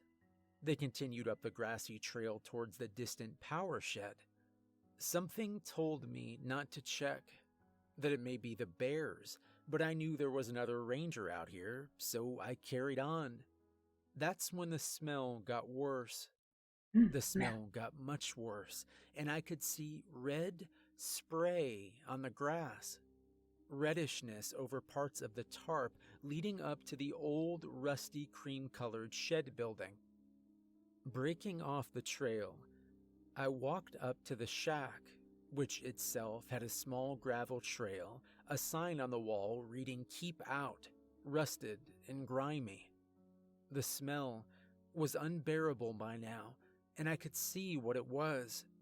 Behind the shed, off to the angle I couldn't see from the trail, was a large black body, hairy, fat, animal-like, and ripped open. Flies massed around it. Oh, I dear. clasped a hand over my mouth, holding back the urge to vomit. I got a better view of it as I closed in on the shed. I could tell its face, its skin there. Parts of it were ripped clean off, leaving bone or muscle or flesh behind, but no skin. However, the red trail didn't go to the bear. It went inside the shed. The door was open slightly, and the shed Are you itself sure it has a wasn't little too alcohol bad in it? nor too small. It could hold a few Be power careful, terminals I'm and glad breaker you're back boxes, seeing you. and could maybe hold my 8 night. or Thank 9 men you, standing Asian. together. The smell got even worse. Flies buzzed about as I neared the door. Every instinct told me to I'm turn happy back, that you still and I remember nearly me, did, even though I haven't been until I streaming for a heard long time. a chewing noise, a chomping, spitty, chewing sound, Oh my. a breathing, a shuddering, like a human. I thought someone may be getting attacked by an animal. I couldn't just leave, not if they were in danger. I pressed the door open slowly but surely, pale light from the outside beaming in, dust particles scattering from it as more of the room was opened up and illuminated. The old power boxes and monitoring systems were dusty, destroyed, long since vandalized and abandoned. The red trail continued, blackened and thick inside the shed, to a dark corner. I could make out a silhouette in the dark, something huddled, or maybe sitting or laying. I couldn't tell. My hand remained over my mouth, the smell absolutely unbearable by now, but I pushed the door further open. The sounds of chewing stopped, and as the wave of light rushed over from the open door, I wish I hadn't been there.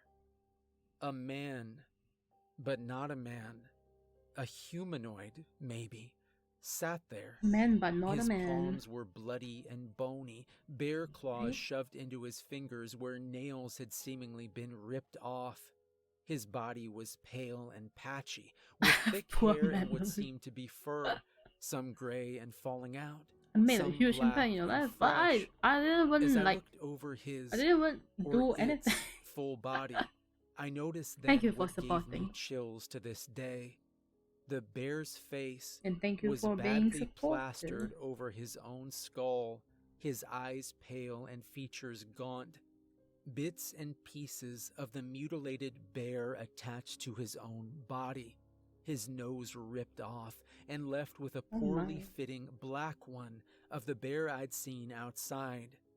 Further in the corner behind him, the unmistakable off-violet uniform of a Kentucky park ranger. His legs, or what was left of them, stuck out, his chest completely torn open and his entrails hanging from the thing's fingers. A look of terror and shock was solidified on his half-eaten face. The thing stared at me, head tilted in curiosity. I was absolutely silent, as was it. Like we were locked into some kind of staring contest, like it was looking upon me with the same shock and awe I had looking upon it.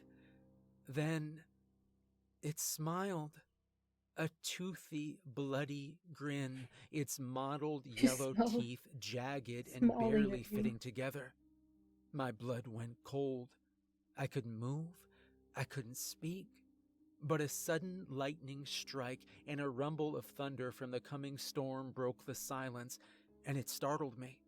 I couldn't help but scream, losing my cool in that one moment. The creature didn't like that. He didn't like it at all. Maybe he perceived me as a threat or as prey, but it let out a howl, an unnatural howl, and it lunged off the floor. I was startled, but I'd been running and jogging since middle school, and as soon as it started moving, I took off in a sprint down the trail and back the way I came, away from the shed, away from whatever the hell was chasing me. But it screamed like a banshee, and it ran like one too. I could hear its footsteps right behind me. I could hear its grunts and screams as it pursued me. I lost all track of time as I ran, all sense of being. Adrenaline rushed through me, and I was on autopilot. I sprinted for what seemed like an eternity until I nearly reached the Big Bend Fork. I looked behind me to see if I could still see it, but I couldn't. I couldn't see anything behind me for the length of the trail. And then I tripped. I fell on something hard but soft, fleshy and squishy, and immediately felt very warm all across the front of my body and my face, warm and uncomfortably slick. I struggled to stand, but my hands Another felt huge something workload. squishy, No, a mass no, of it's wetness not. and disgusting, slimy This surfaces. is not I commission sat Tachan. up from This whatever it was request and could see only on the red. base that you I requested wiped on my too. eyes clean and then discovered I'd fallen Touch up. onto the corpse of the park ranger. On his back, his face ripped to absolute shreds, his abdomen torn open and half of his torso ripped off. I screamed louder than I ever have in my life and scrambled up to my feet, standing over his mutilated corpse until I heard that familiar banshee cry from behind me. I looked over my shoulder, I'm going to and that request it. smell hit me again. Choose one, The not the smell entire goddamn thing. Of that creature. Wow, you I then know. remembered. The rifle, I said, thinking out loud, and looked to the ground. Sure enough, the bloody rifle of the park ranger lay just off the trail. I grabbed it and checked it. It was loaded. I And didn't it was say an actual gun, one not just some on this pod. tranquilizing I said tool like I one initially thought. Low caliber, but good enough on for me. Twitter. I couldn't check if it was loaded or if the safety was on, but I aimed it up the trail just as that beast of a man was gaining distance on me. It looked more horrific in the open light, and I could see But every depends on vein, every patch of how many I mottled draw and depends on my rotted mood. flesh, If the I feel blood like it, I draw streaming more. from If where I it don't had feel like attached it, the I draw mutilated less. bare parts. I shut my eyes, expecting death to be coming, but I pulled the trigger. A loud crack resonated throughout the forest. I don't know if I hit Banana. the thing or not, Banana. but I heard a howl and the Dango. rustling of leaves. Thank you for the resub. I opened For my 14 eyes months. after a moment and looked Jesus. ahead. It Stop was gone. spending money on me. Nothing beside me, behind me, or in front of me. The rustling of bushes got quiet until there was absolute silence. Me, with this rifle, standing above a dead man. Utter silence. I stood Just there so like you a get my statue, sub. rifle But still aimed, I finger on haven't the streamed trigger, for so and I long. waited. Tachan. I thought it would ambush me. Thank I you thought for it the was bits, waiting for Tachan. me. Oh But my god, another Tachan, roar of why? thunder woke me from this frozen position. Droplets. Thank Then you a for the sprinkle sub of for rain with began to Prime fall, Gaming. and without any further consideration Tachan. of the situation, I took off Why, running back Tachan, down why? the trail. Minutes seemed like an eternity, and my body slowly gave out from the sprint. I couldn't push myself any longer, and soon I came in sight of the parking lot through the trees. I mustered You up say my it's best fine, but jog it's to not safety, fine. down I the just trail wanted and my out to emote. the pavement. But then I Yeah, noticed yeah. it was no longer Do you empty. not have the emote? You have the 3 emotes, Ranger right? cruisers were parked in a wall-like fashion against the trail. What? I was panting, my vision blurry as my body continued to recoil You from already the had fierce emotes. push I'd put You're it through. subscribed. But I remember seeing men behind the cars, black and white cars. It's called a weapons sub and aimed bits at attack, me. kinda sus. Were they police? Rangers? God Had damn someone it. called them here? I didn't know. I couldn't It's think. the attack. Drop it. The attack Was with the money. last That's clear what it phrase is. I heard before I collapsed to the pavement. The patter of rain on my blood-soaked clothing, the final thing I heard before it all faded away. I blacked out entirely. I didn't sleep well, nor feel well, even when they let me out of the hospital I woke up in, because all that awaited me was a ride in the back of a state police truck to the local detention center. Details were fuzzy, and it all seemed like a blur, but the looks I got from some of the cops told me all I needed to know. I appeared in court not long after. 2 counts Oh of my. first-degree murder of Oh, 2 oh my. Kentucky park rangers. They never found the bodies of the mangled bear nor the ranger in the shed, but with my clothes caked in blood and a crimson-spattered weapon in my hand, I was the only possible suspect to them. With the amount of blood found in the shed and 1 dead ranger left on the trail, I was to blame. I tried to plead my story. I wanted to. But even I running don't it in my think I head deserve it. sounded ridiculous. Not enough people bonk you, so What? try to get the That a bonk bear people. man had killed both men and I was Listen, only people out for a don't bonk jog? me because there's That nothing my to bonk, DNA okay? was on the corpse of one You and be his quiet. blood was on me because I tripped and How fell many are on you it. joining? You'll never An know, idiot Syun. You'll never might know. believe that, but sadly for me, Also, the hi. justice system wasn't as dumb as some people say it is. It's been 8 months since I was placed in this prison. 8 months It's that been I've had 8 to wear months. this jumpsuit, shower in a public shower, eat the slop they give us. 8 months because of my curiosity and my love of jogging. Curiosity kills. They're still doing tests and trying to determine every possible factor, but their search across the forest turned up no signs of the dead ranger. No other body to prove the case that I had nothing to do with the deaths of these men. Hell, they thought I was potentially insane, with the trauma I had of that day showing through, and my story of a monstrous bear man being the murderer. My assigned therapist gave me this journal to write my thoughts in, and even if I'm not insane, it still comforts me to write my story. It comforts me to know that maybe, Size. just maybe, I'll be You proven drew innocent, giant badonkadonks get to definitely be need out to of be this bonked. place and back to Listen, my that was a normal life. request But by I'll never Cress. go jogging Where the in huge woods again. badonka can I see? There You wanna are see? You wanna multiple see the things huge out badonka? there in Okay, I'll those show you. woods. Wait. Old things that maybe not even Appalachian Here. folklore speaks of. Badonkadong. Monsters existing as shadows among the trees, That's the howls badonkadong. at night, shrieks in the morning, figures in Okay. the fog.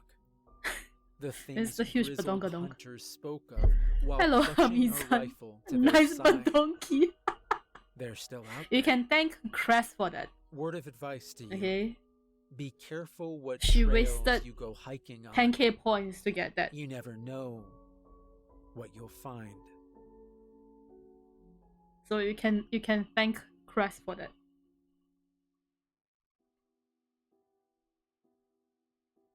Big Bend National Park. The sign announced my arrival in a familiar font of all official Park Service communication. The ranger's booth beyond it grew large as I approached. I slowed down to halt alongside the squat yellow hut and paused my podcast. "Afternoon, friend."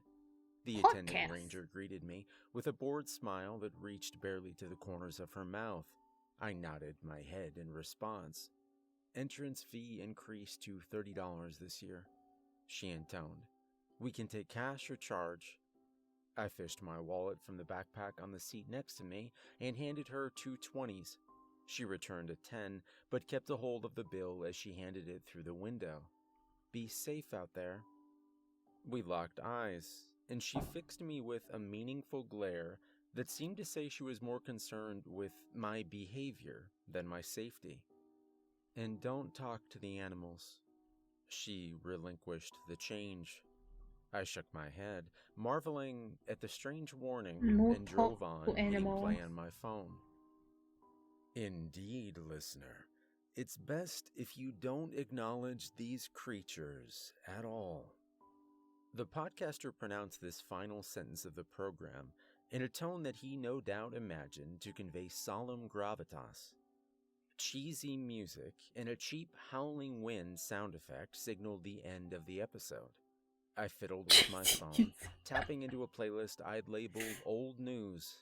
The Eagles crooned Macam back at me. POV, the emotes, The please. sound You dare cut out. question me I more. wrestled with the auxiliary cord Okay, that connected Pia, my thank you phone for to the my raid car again. Thank you for the speakers care pack. and glanced at the home screen. No You dare service. question me? Yeah, you dare I question stared at me? the now How useless dare you brick question me? for a moment before turning my attention back to the road in front of me. Without Alright, my let's primary switch. source of entertainment, I scanned through the radio stations, hoping to find something other than the breathless preaching that dominated the airwaves outside of the These are state's Syun. major population centers.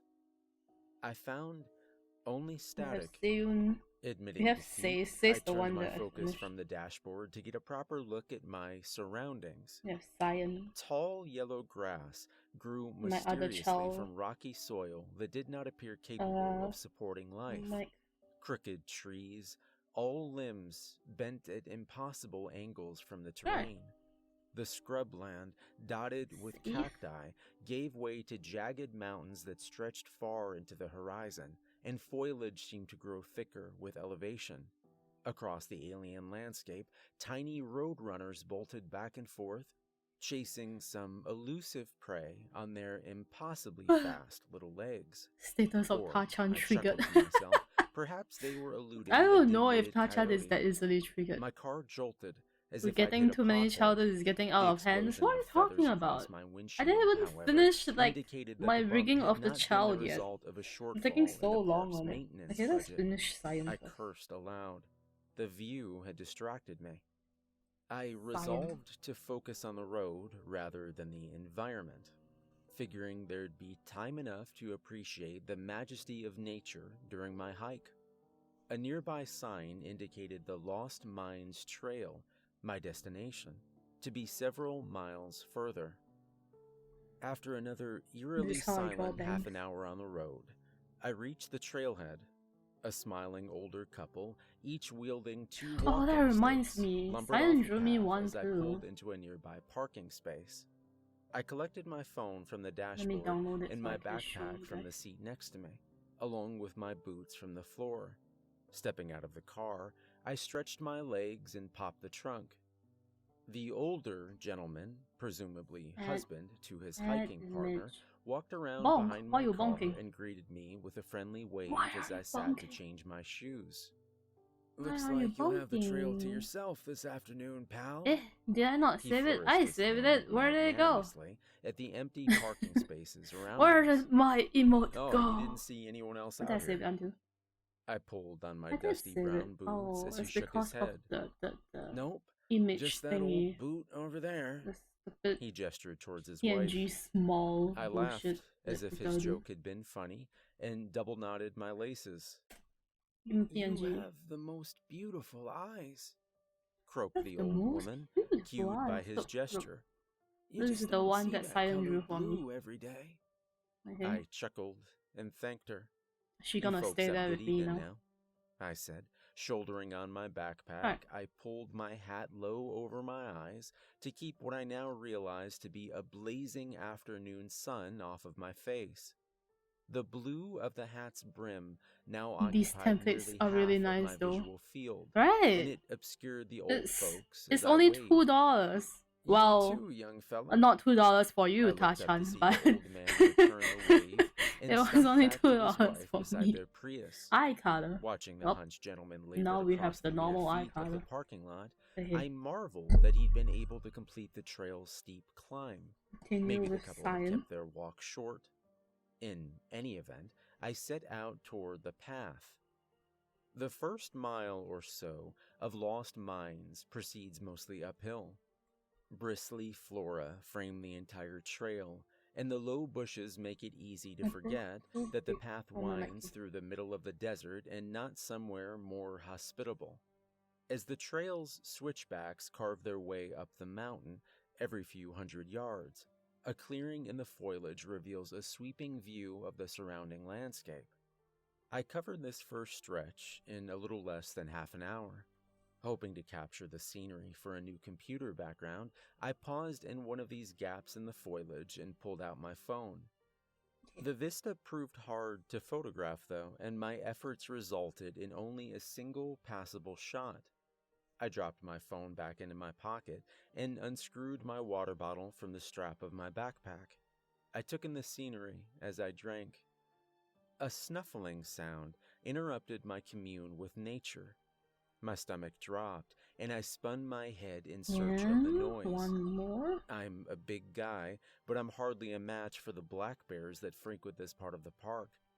I spotted it to the left, a coyote. I froze and watched the creature emerge from the bushes. It had its back to me, and its head in one of the prickly bushes off the trail.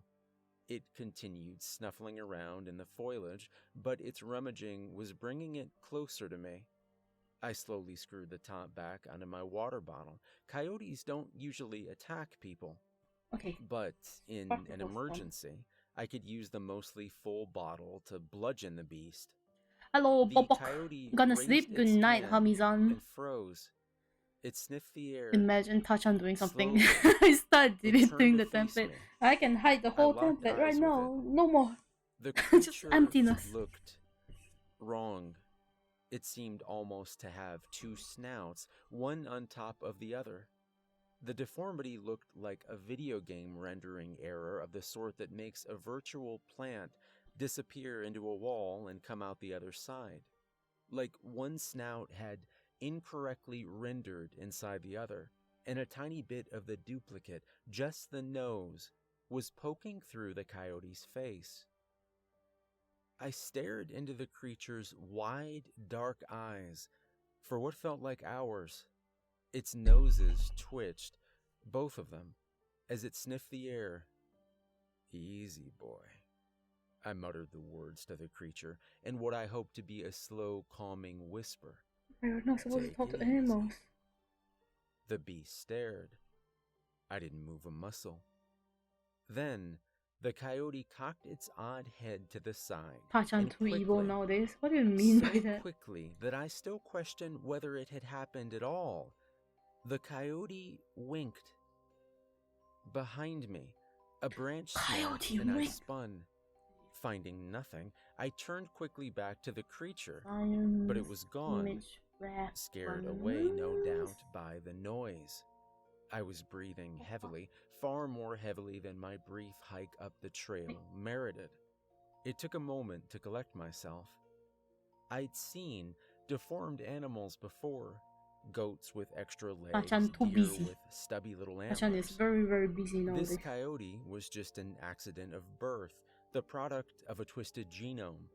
Surely it hadn't actually winked at me, and even if it had, it was an animal, so it couldn't have been communicating anything with a minor twitch. I carried on up the trail, but the image animal of the definitely coyote didn't wink and at its you. bizarre double snout stayed with me. Around mile 1.5, I reached another clearing. On the left-hand side of the path, this rest stop featured a bench carved from one of the sharp little trees. I'm about I to hit paused to bed briefly actually. to tighten the Sleep laces well, on my Bobok. boots and take a Some sip sus from my stories Mountain you Dew. hearing. As I screwed the cap back on, movement No, from the corner no, of it's my not eye sus caught we're my talking attention. about. I spun, half expecting to find the coyote staring back at me. Instead, I found another hiker passing me on the trail. He was descending, heading the opposite direction from me.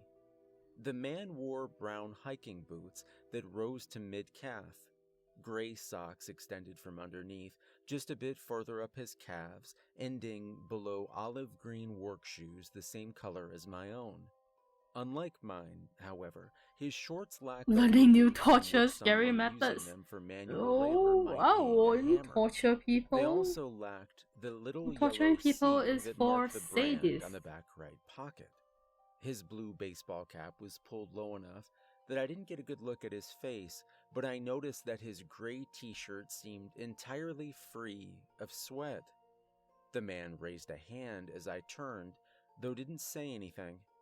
"How's that last stretch?" I asked as he passed to my right. "Easy."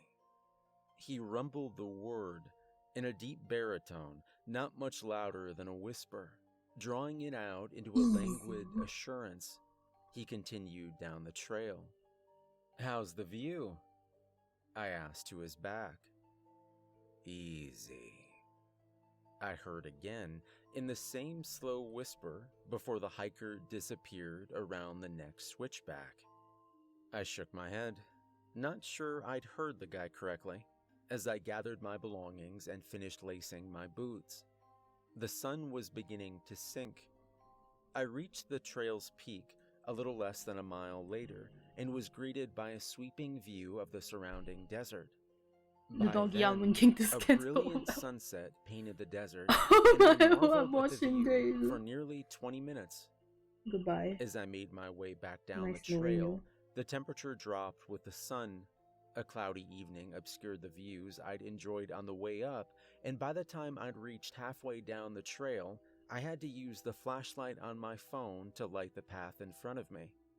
Hiking at night is always unnerving. This wasn't Why the are you first hiking time at I'd been night? caught out on a trail after sundown, and the desert No. path was much less intimidating than some of the more heavily wooded trails in the other parks I visited. Still, the normal sounds of wildlife become much more sinister at night. As I descended, my thoughts turned back to the events of the day. I'd woken up at the crack of dawn to make the long drive. I didn't mind road trips, but the space between Austin and Big Bend was just empty. Not like one little town every couple of miles empty. Completely empty. Bring a spare can of gas and make sure you fill up every time you see a station empty. I'd really plumbed the No, this depths of part the doesn't have to be podcast perfect. You know universe, what? and even It's my fine. favorite programs had run stale Flat, by the but time it's I'd fine. reached the welcome sign. What was it the ranger had said to me? Don't talk to the animals? I suppose a person has to be a bit odd to become a park ranger anyway, especially one way out here in the middle of nowhere. Still, strange thing to say. The If you memory talk of to the an odd animal. warning brought to mind the coyote with its warped system error snout. I shuddered at the image. A branch snapped to my left. Wind whistled through the bushes. I sped up.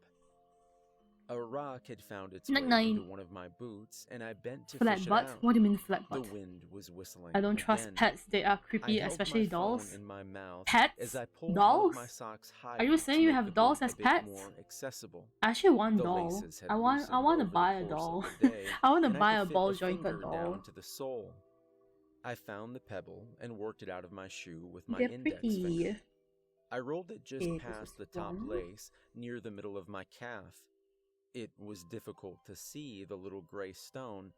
It matched the color of my socks nearly exactly, and the low light didn't help.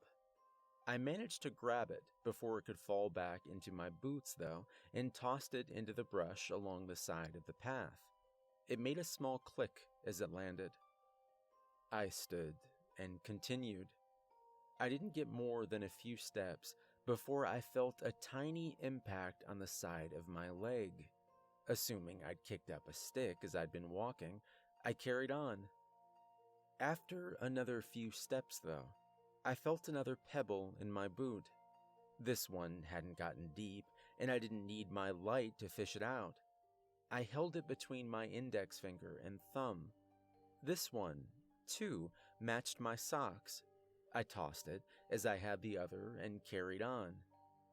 A few steps later, I felt another impact, this time at my ear. A bug, surely. I paused briefly before speeding up. Crickets buzzed loudly, and their nighttime whine seemed to come from every direction at once. A branch snapped. I was nearly jogging. Dolls have lifeless eyes, that's what makes it creepy. Easy. But Slow. ball jointed Deep. dolls are really pretty. Quiet. So quiet. I couldn't be sure I'd heard it at Let me all. change my pen. I broke into a run.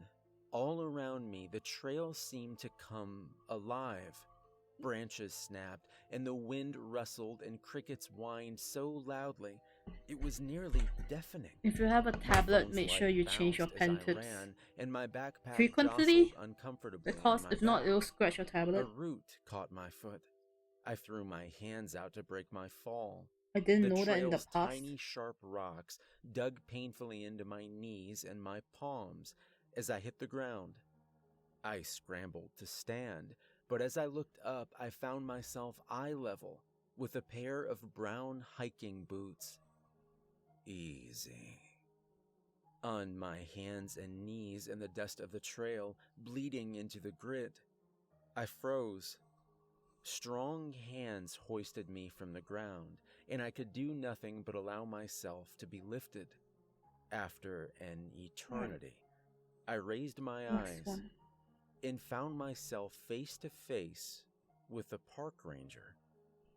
Easy, she said, in the same careful tone that she'd used when selling my admission ticket, not the hiker's creepy whisper. I caught my breath for a moment before I responded, "Thanks." I dusted off my shorts and stepped back. Once I collected myself, I realized that I'd reached the end of the path and the ranger stood at the trailhead. My car was just a few feet away, and a light over the parking lot illuminated us. The ranger was holding a shotgun. She wasn't pointing it at me precisely, but she certainly wasn't pointing it anywhere else either. If she fired it, she'd probably blow off a few of my toes. Behind her stood Haven't the old changed that couple pen I'd tip for seen the on the last way 9 up the months. Oh path. my god. The old man I have a stood habit straighter now than he had of not earlier throwing in the pen tip away, afternoon, and and he now I don't traded know his which one I walking haven't sticks for a used. shotgun of his own. His wife, too, I was armed, I and the used three to of them not change my stood pen tip unmoving even when between the pen me and tip my has aging completely forerunner. flattened and there's like None of one them part looked that's sharp directly and at one me. part that's In fact, flat, each you know, seemed the to be part that I looking usually draw on. pointedly at a spot And where I wasn't. question why my tablet has What did scratches. I I tell am you when you stupid. first came Okay. into the park this afternoon, friend? The ranger asked the question carefully and without much inflection. I am She still dumb. didn't meet my eyes, instead staring at the path behind me. Given her monotone, Doing I questionable couldn't things. tell whether she was scolding me or testing me. Don't talk to the... I paused. The coyote. Also, Tachan, it's been Don't talk to 9 the months. You animals. should probably change I your pen finished. tip. The ranger and her companions, all visibly deflated, as if they'd been holding their breath. Each of the three of them finally turned their eyes to me, and the ranger shouldered her firearm. Friend, you get back in that car and you head straight out of this park, the old man commanded me, with a gravity that could not possibly have come from the doddering old fellow I'd met earlier in the day. Don't stop. Not for nothing, the old woman added. Or nobody. She fixed me with a steely gaze that matched the gravity of her husband's. Not until you're out of the park. I wouldn't worry too much about the speed limit either, friend, the ranger added. Friend? I opened my mouth to ask what in God's name the three of them were talking about, but the ranger fixed her jaw in such a way as to indicate that the conversation was over. The old couple wore similar expressions, and the three of them turned their full attention to the path, guns aimed to the ground. I followed their instructions. I didn't change my boots. I didn't take off my shirt, even though a day's worth of sweat had turned into gray material nearly the same color black as my car's upholstery. The Forerunner came to life with its deep rumble. Who is that? Someone with that pen right now? I don't have it anymore. Just call young people what you mean. I need to put the tips somewhere else. I'm scared running out of tips. I have to buy more. The tips are expensive too though. Like I'm using Wacom and the Wacom tips are expensive too. I bought a lot of them so that I can stop running out so fast. When I heard it again, Back when I was still working. Easy. The same slow whisper, so quiet that my rumbling So now I don't really have to worry drowned it about out. pen tips. I For the spun time my being head anyway. in every direction. The sun was all the way down Okay. by this point, and I couldn't see Syun. much outside the too dim glow of So, my headlights. small look I heard and it again. tap. Easy, boy. The same tone, the same whisper. Take it easy, boy. Faster this time, but not like a person who easy, talked boy. fast, like a video game played at double speed. I continued to look frantically around me, doing my best to keep some attention on the road. Motion at the corner of my eye caught my attention. I turned my head to the right. At the very edge of the half-circle of road, illuminated in my headlights, ran an animal. An animal that looked like it had two snouts, one on top of the other. I stomped the gas. Easy. Loud. deafening, but still Me equals talented soft artist? I don't somehow. think I am. Like the recording of a whisper Thank played you, at though. full volume through an expensive sound system. The ranger's hut grew I must larger in remember the distance. I kept my attention I on did the say road that I in will front of stop me, but from the corner of my eye, I could see that the rejecting coyote, compliments. the whatever it was still right on the edge of my Okay, let me headlights. get the mouth. I chanced a look at it, only for a moment. The sight still haunts me. Oh. On the edge of the road, just outside the light of my headlights, ran the coyote on its hind legs. Its twin snouts foamed and its mouth yawned open. As it panted, the creature's jaw opened wider than any natural being's ought to, and row upon row of human-looking teeth hung nearly to its chest. A chest that seemed to be wearing a gray t-shirt, but not wearing it precisely. Rather, the shirt seemed almost to grow from the creature's body, giving way seamlessly to the patchy fur of its arms and stomach. It turned its head and looked directly at me. Its eyes were no longer the white-brown eyes of an animal, but rather piercing blue eyes, like a human's, like mine. The coyote winked. I tore my gaze from the abomination to spare a glance at my speedometer. I was going 87 miles per hour. It winked again. I willed the aging SUV to go faster, faster than it had any right to go, faster than whatever was keeping pace with me out my window. I stole another glance at the creature. As I turned my head, I saw the beast stop. Not slow down, stop. Completely. As if it had run into a wall.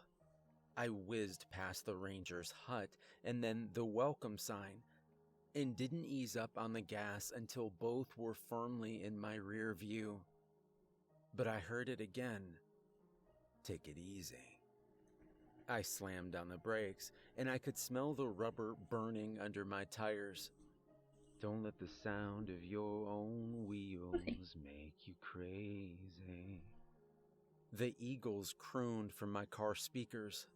I had service again. The song had carried on right where it had left off as my phone picked up a signal. I put the old SUV in park right there in the middle of the road. Tears ran freely down my cheeks, and my hand shook so violently I couldn't have driven the car if I'd tried. I don't know how long I sat there, parked in the middle of the West Texas highway. Minutes, half an hour, hours. Once I'd pulled myself together, I called the Marfa Hotel where I'd intended to spend the night and canceled my reservation. I drove straight home, through the night and into the morning. I stopped only for gas and hardly took a breath until I reached my Austin apartment. I double-locked the door, pulled the blinds closed, and collapsed, exhausted, into my bed. I'm still not sure just what the hell I saw out there in the desert, but the next morning, I had the thought, for the first time, but certainly not for the last, that maybe the national parks aren't just there to preserve natural beauty.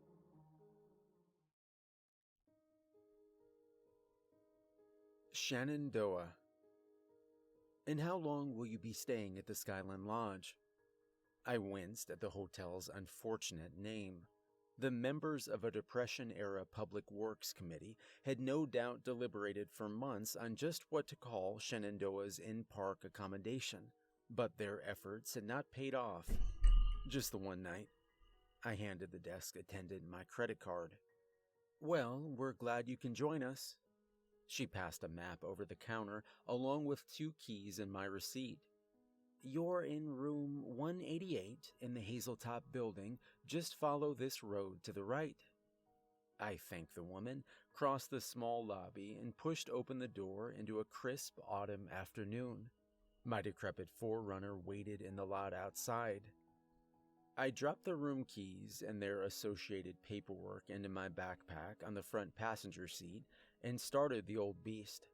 The SUV rumbled reluctantly to life, and its engine spluttered at the indignity of being called again to service so shortly after I'd last shut it off. I patted the dashboard affectionately. "You're doing great, girl."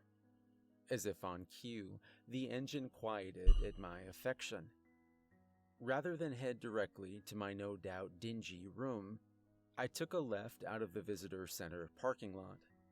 I noted on the map that a portion of the Appalachian Trail crossed through the park just down the road. The trail was on my bucket list.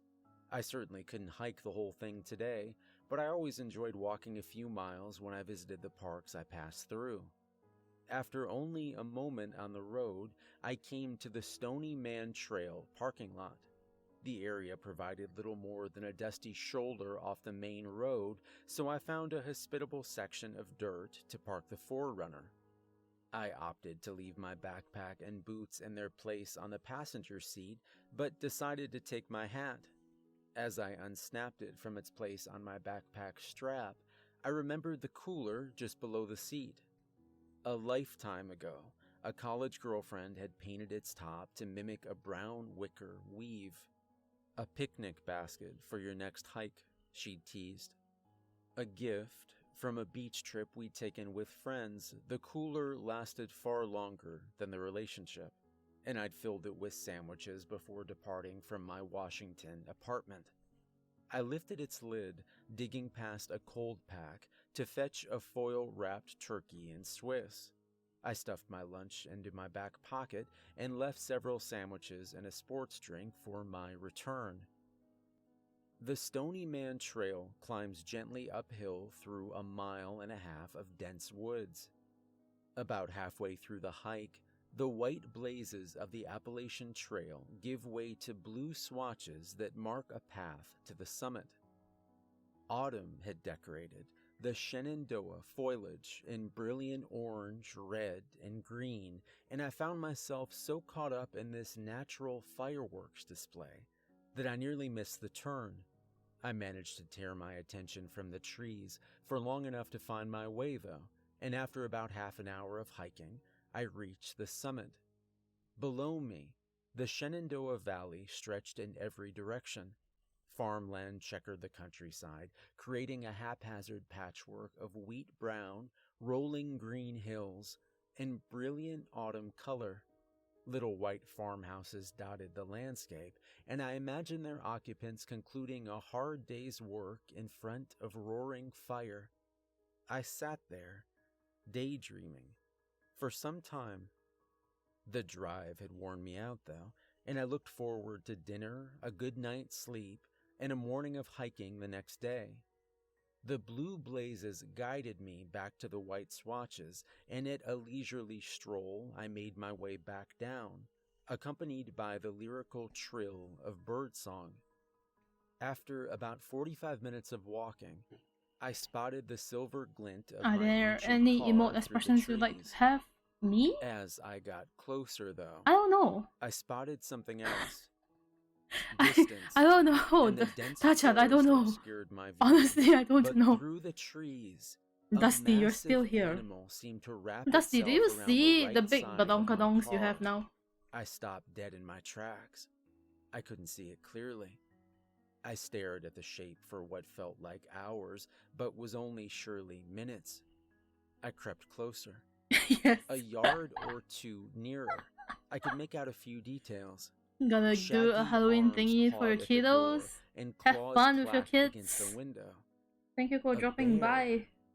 The creature seemed to stand head and shoulders above the SUV, though. A truly massive bear. It's very cute with the I big didn't dare badonkadonks. venture any closer. A heavy impact shook the nearby branches. I glimpsed a flash of silver through the trees, and I realized what was happening. The beast was rocking my car, left and right. I didn't move. Dusty I didn't badonkadonk. breathe. I didn't dare so upgrade much as when- blink, lest the animal turn its attention from my car What to impressive. me. Oh, impressive. First world problems. Listen. Okay, listen. The only time I had to decide what kind of emotes I wanted was when I commissioned Beanie. And I couldn't see the black form the rest of the time it's always on like your character here kind of basis, okay? After what felt like so hours, I worked up the courage I didn't have to think about what kind of emotes I want. Okay. Long scratches mark the windows. Most of the time I don't have to think about what kind of emotes I want, okay? It's not my fault. I unlocked the door and climbed into the driver's seat. Turning the key in the ignition, I prepared myself for the worst. The Forerunner roared to life. Its engine thundered more vigorously than it had when I left the lodge, as if the car was celebrating its own survival. I drove carefully back to Skyland, half expecting the bear to leap from the woods along the way. I made it back to the Welcome Center without incident. Think of a word. And parked the Forerunner in the same place I'd left it when I checked in. I figured that I ought to report the incident to a ranger, and I went inside to find one. The desk attendant was nowhere to be found. I poked around the lobby, passing a smattering of old couples and young families, but no ranger. A sign indicated. Have you seen me? Have you my brain is empty. I followed it, telling myself 99% of the time. Tomorrow. The restaurant was small, just a few square tables scattered across the floor, and a small bar, all decorated in dark rustic wood. A young family sat at one of the tables, and the only other patron was stationed at the far end of the room, chatting pleasantly with the bartender. I parked myself 2 stools down from him. The man wore you can a red, pressure the gray, empty brain to green think of checked something. Flannel shirt and a pair of faded light blue jeans. He sported salt and pepper black hair, cut near to a buzz on the sides. His hands, resting on the bar, were tanned, and while I couldn't see his palms, I knew they'd be calloused. He turned part of the way to me as I sat. I could only see his face in profile, and the partial view did not betray an age. He could have been anywhere from 30 to 60. "Evening, bud." He raised his beer. I lifted a hand in return, but didn't say anything back. I scanned the short menu as the bartender made her way to me. "What's it gonna be?" She asked for my order politely, but didn't offer a smile. 3 Rivers Belgian. I selected the draft randomly from the list of unfamiliar beers. And squeeze those cells? Well, I don't know, Ta-chan. Why are you suddenly asking me of emotes? I nodded my thanks. Is it because of that one time when you said you're gonna draw me an emote? Asked the man in flannel. But I don't remember what you said, what kind of emotes you're gonna draw, and you don't remember either. Usual hesitance to strike up conversation with strangers. And now both of us is just don't know. Of a coyote with 2 snouts flashed, unbidden, through my mind. In the years since I'd visited Big Bend, that night's events had faded into memory. The steady march of time, coupled with a busy life and a cross-country move, had reduced the horrifying experience to little more than a distantly remembered fever dream. I'd convinced myself that what I saw in the desert had been the product of an overactive imagination and too many late-night podcasts. I banished the image from my mind and answered the question. I grew up hiking them. He turned more fully to face me. My dad was a ranger before we came along, so he used to take us all around. "Can always spot a friend of the parks," he responded, pronouncing the phrase as if it were an official title or a military rank. "Cheers." We you tapped our expect mugs. me to remember anything? "How are the trails?" he asked. My rocking remember car suffering? To the front of my mind. Yes, but I know. Hey, don't get angry at I bought. I told him about the It experience. didn't do anything. Saw a bear out by Stony. Better drink water. Damn thing almost ripped my car in half. By this point, he turned in his stool to face me with his whole body. He raised his eyebrows, but his ageless face remained otherwise impassive. "You didn't leave food in the car, did you?" he asked. I cursed myself internally, remembering the cooler. Damn. I spoke as much to myself as to him. I suppose I did leave a couple of sandwiches in the cooler, didn't I? I knew better. His expression didn't change. "Did you get a good look at him?" He fixed me with an intense but unreadable stare, and I noticed that his eyes were nearly the same shade of gray as the hair at his temples. I shifted in my seat. Only through the trees. Couldn't see him all that clearly. He was big, though. A good bit taller than my car on his hind legs. The man wrinkled his brow and looked away for a moment before turning his gray eyes back to me. "Did you see his feet?" "Excuse me?" Surely I'd misheard him. "Did you see his teeth?" I let out a breath. The question was still strange, but at least it made proper reference to animal anatomy. No, couldn't bring myself to get close enough. I chuckled at my own cowardice, but the man didn't return the laugh. He looked at me a moment longer and opened his mouth to speak. Whatever he'd been about to say, though, he thought better of it. He turned his attention to the bartender. "Close me out, Katie." She nodded and began printing his check from the register. She brought his bill in a plastic tray, and he signed the receipt. "I'm gonna head out for the evening, pal. You make sure to report that bear to a ranger tomorrow." He didn't look at me as he spoke, and he was gone before I could return the farewell. I watched him go. Katie brought my burger, and I turned my attention to the food, putting the brief conversation out of my mind. A wave of exhaustion hit me, nearly Suffering, and I don't as know I got finished two the words, burger. I guess. The Hello, drive from senpai, the Mumu, hike, hello. and an adrenaline hangover from my bear sighting combined all at once, and it was all I could do not to pass out on the bar. I closed out my tab and shuffled out to my car where it waited in the parking lot. On the way out, I passed the man from the bar, speaking into his cell phone. And calling each other Rather senpais than again. interrupt what appeared to be Mama, an I'm doing intense good. conversation, How have you I been? passed him without acknowledgement. I A don't brief think I've drive managed to brought me to the caught Hazeltop. After finding English. a place I don't for the think I've managed to 4Runner catch outside, many of your I streams gathered my recently. backpack and hauled the cooler from its place on the passenger side floor. I found room 188 just up a set of outside stairs and juggled my belongings, trying to hold my backpack, cooler, and keys, all while unlocking the door. I managed to shoulder my way into the room, and the awkward shuffle brought me in backwards.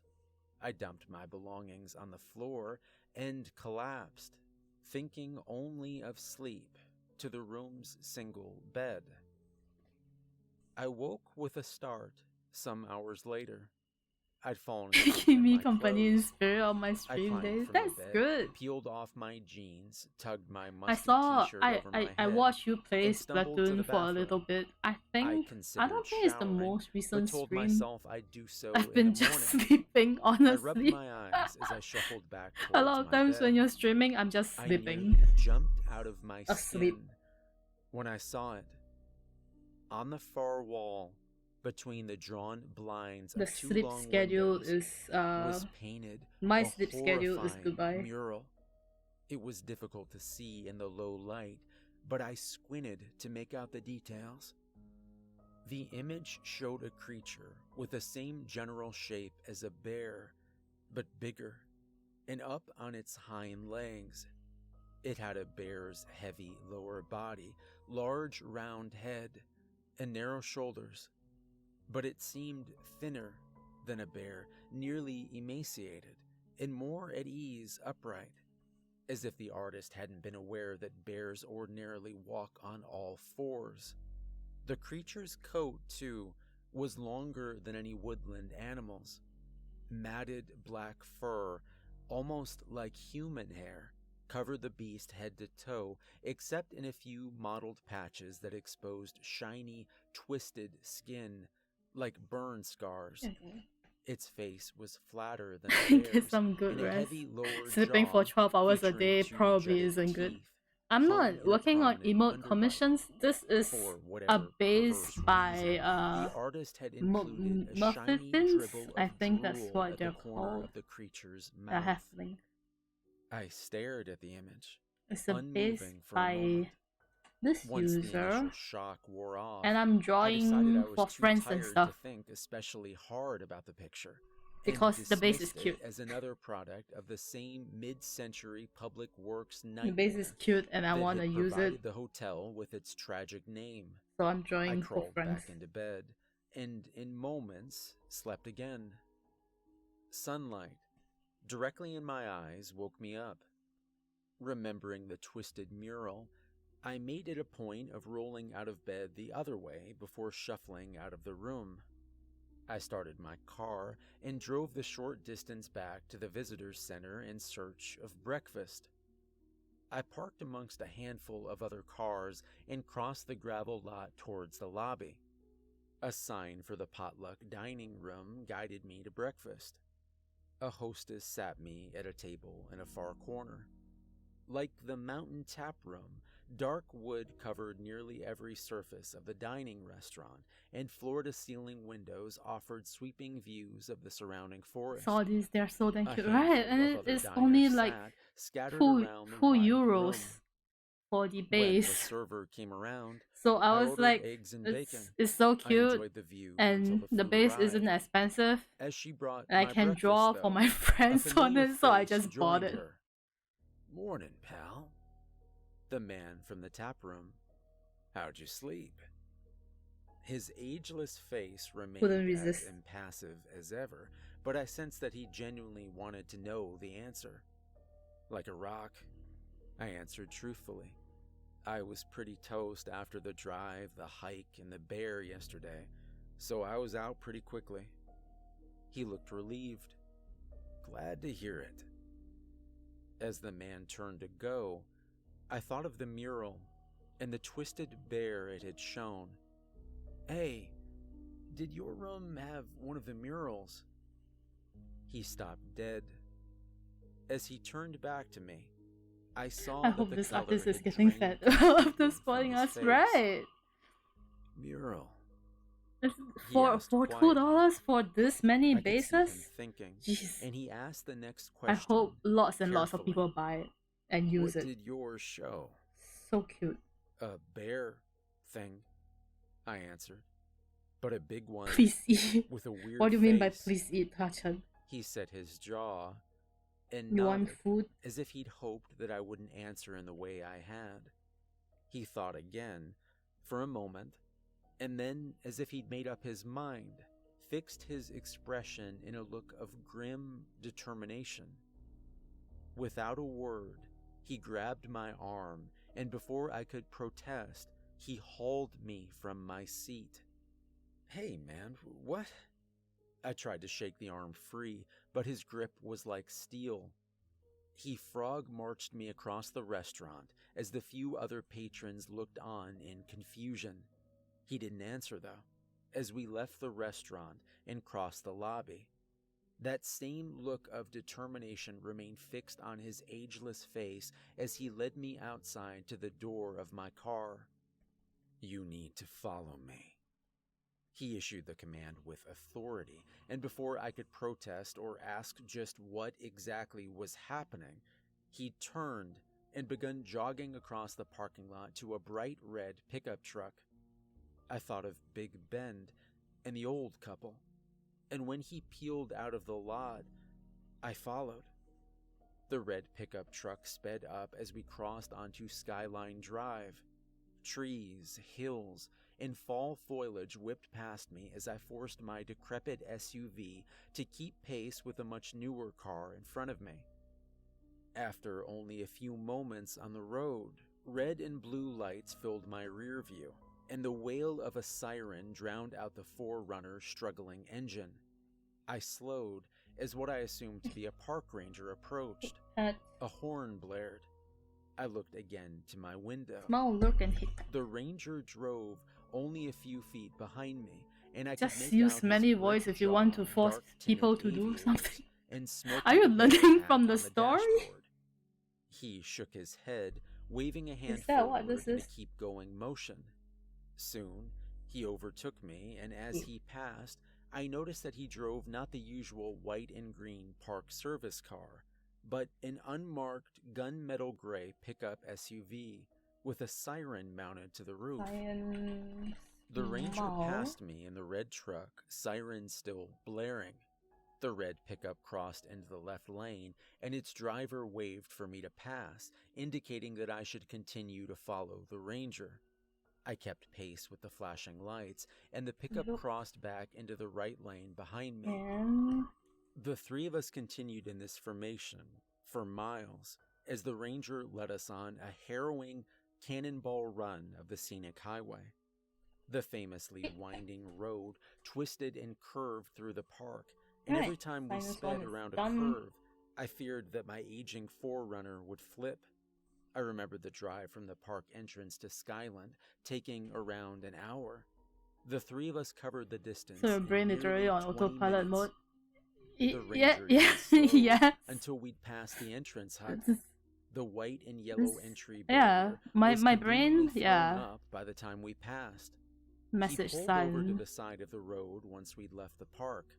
I did the same, as messaging did the red you pickup on behind me. Discord because The ranger opened the door and it's stepped out, easier. carrying my backpack.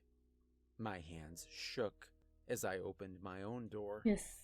The terrifying drive had required 100% of my focus, and I'd hardly had a moment And to think then we of what exactly to send say. Syun. I wanted answers, though.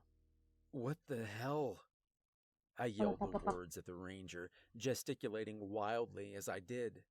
He stared, Okie dokie. impassive, his expression unreadable behind the tinted aviators.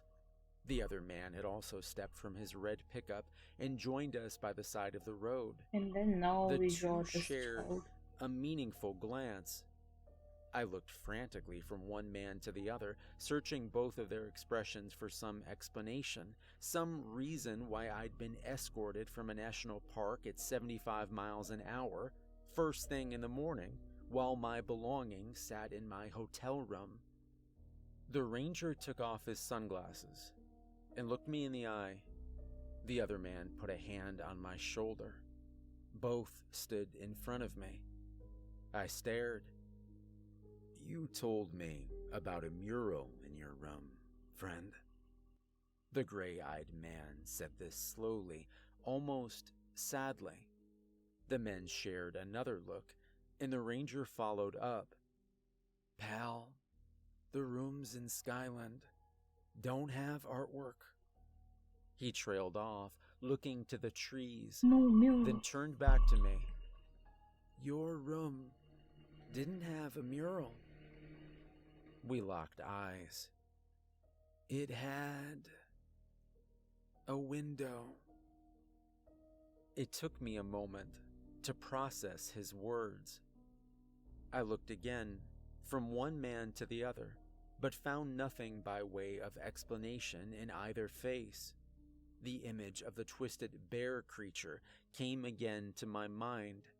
Its cruel fangs, its long claws, the drool at the corners of its mouth. I thought again of my car shaking the woods and the black form that had wrapped itself nearly around the vehicle, clawing desperately at its window. My stomach dropped, and I thought for a moment that I might lose my breakfast on the ranger's boots. The two men stared. Head straight on home, pal. The ranger looked almost sympathetic. And I wouldn't plan any more trips to Shenandoah. Oh, no, I what? He turned towards his No, car, I what? and the man in flannel What I? followed suit. I what? Wait. Listen, my brain voice honestly cracked as I yelled not the final word, not but I functioning didn't at know all. what to ask. I don't know what's going on. Do you have my cooler? I finished lamely, and he turned back to me. That's staying in the park, friend. He smiled and shook his head, I hope you didn't have anything too valuable in there. He turned again, and I could tell the conversation was over. The gray-eyed man climbed back into his truck, and as I watched, the two men turned and drove slowly back into the woods. You said know you with a 2% voice volume, I don't know. Once I turned off the engine in my old 4Runner, it never started back up again. Did I? The bear, or whatever it was, coupled with the furious flight down Skyline Drive, had finally been too much for the old girl. And that night, as I tossed and turned in my bed, high above the noisy streets of the nation's capital, I thought again, more sure this time. Listen, I draw while brain dead. Don't try to ask me anything. I will probably be like confused 100%. I did question mark. Did I? What? He's not far now. Hello, Our guide Syun. indicated some unseen sign at the base of a nearby pine tree.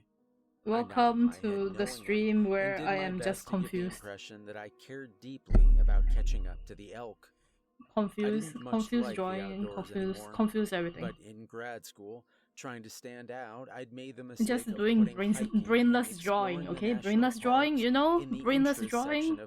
Just draw, no think. Much to my chagrin, this inclusion had labeled me outdoors guy at my job, and when my boss Owen invited me to join a group for a team building retreat to a hunting lodge in Wyoming, I didn't dare decline. So I found myself hefting a hunting rifle through the Wyoming woods in a light October snow and wanting very badly to return to my cabin. What'd you see? Owen's question snapped me out of my rumination. Tracks? The guide responded. Pretty fresh. My boss lit up in a wide smile, eager, no doubt, to return to our group with a trophy. How far do you think he is? Can't say for sure. The guide looked off into the distance. Close enough that we'll keep going on foot. I looked begrudgingly back Type of drawing. Just no think, just draw. Owen, minus brain cells drooling. No, not drooling. Looked equally despondent. We continued through the trees, no quiet for a few moments, until Owen's warm baritone again broke the silence. So you've been out here long? The guide chuckled, and deep wrinkles gathered around his eyes. I used to be a ranger, spent 20 years in the parks, including Yellowstone, retired a few years back, and I've been leading trips for Stone Creek ever since.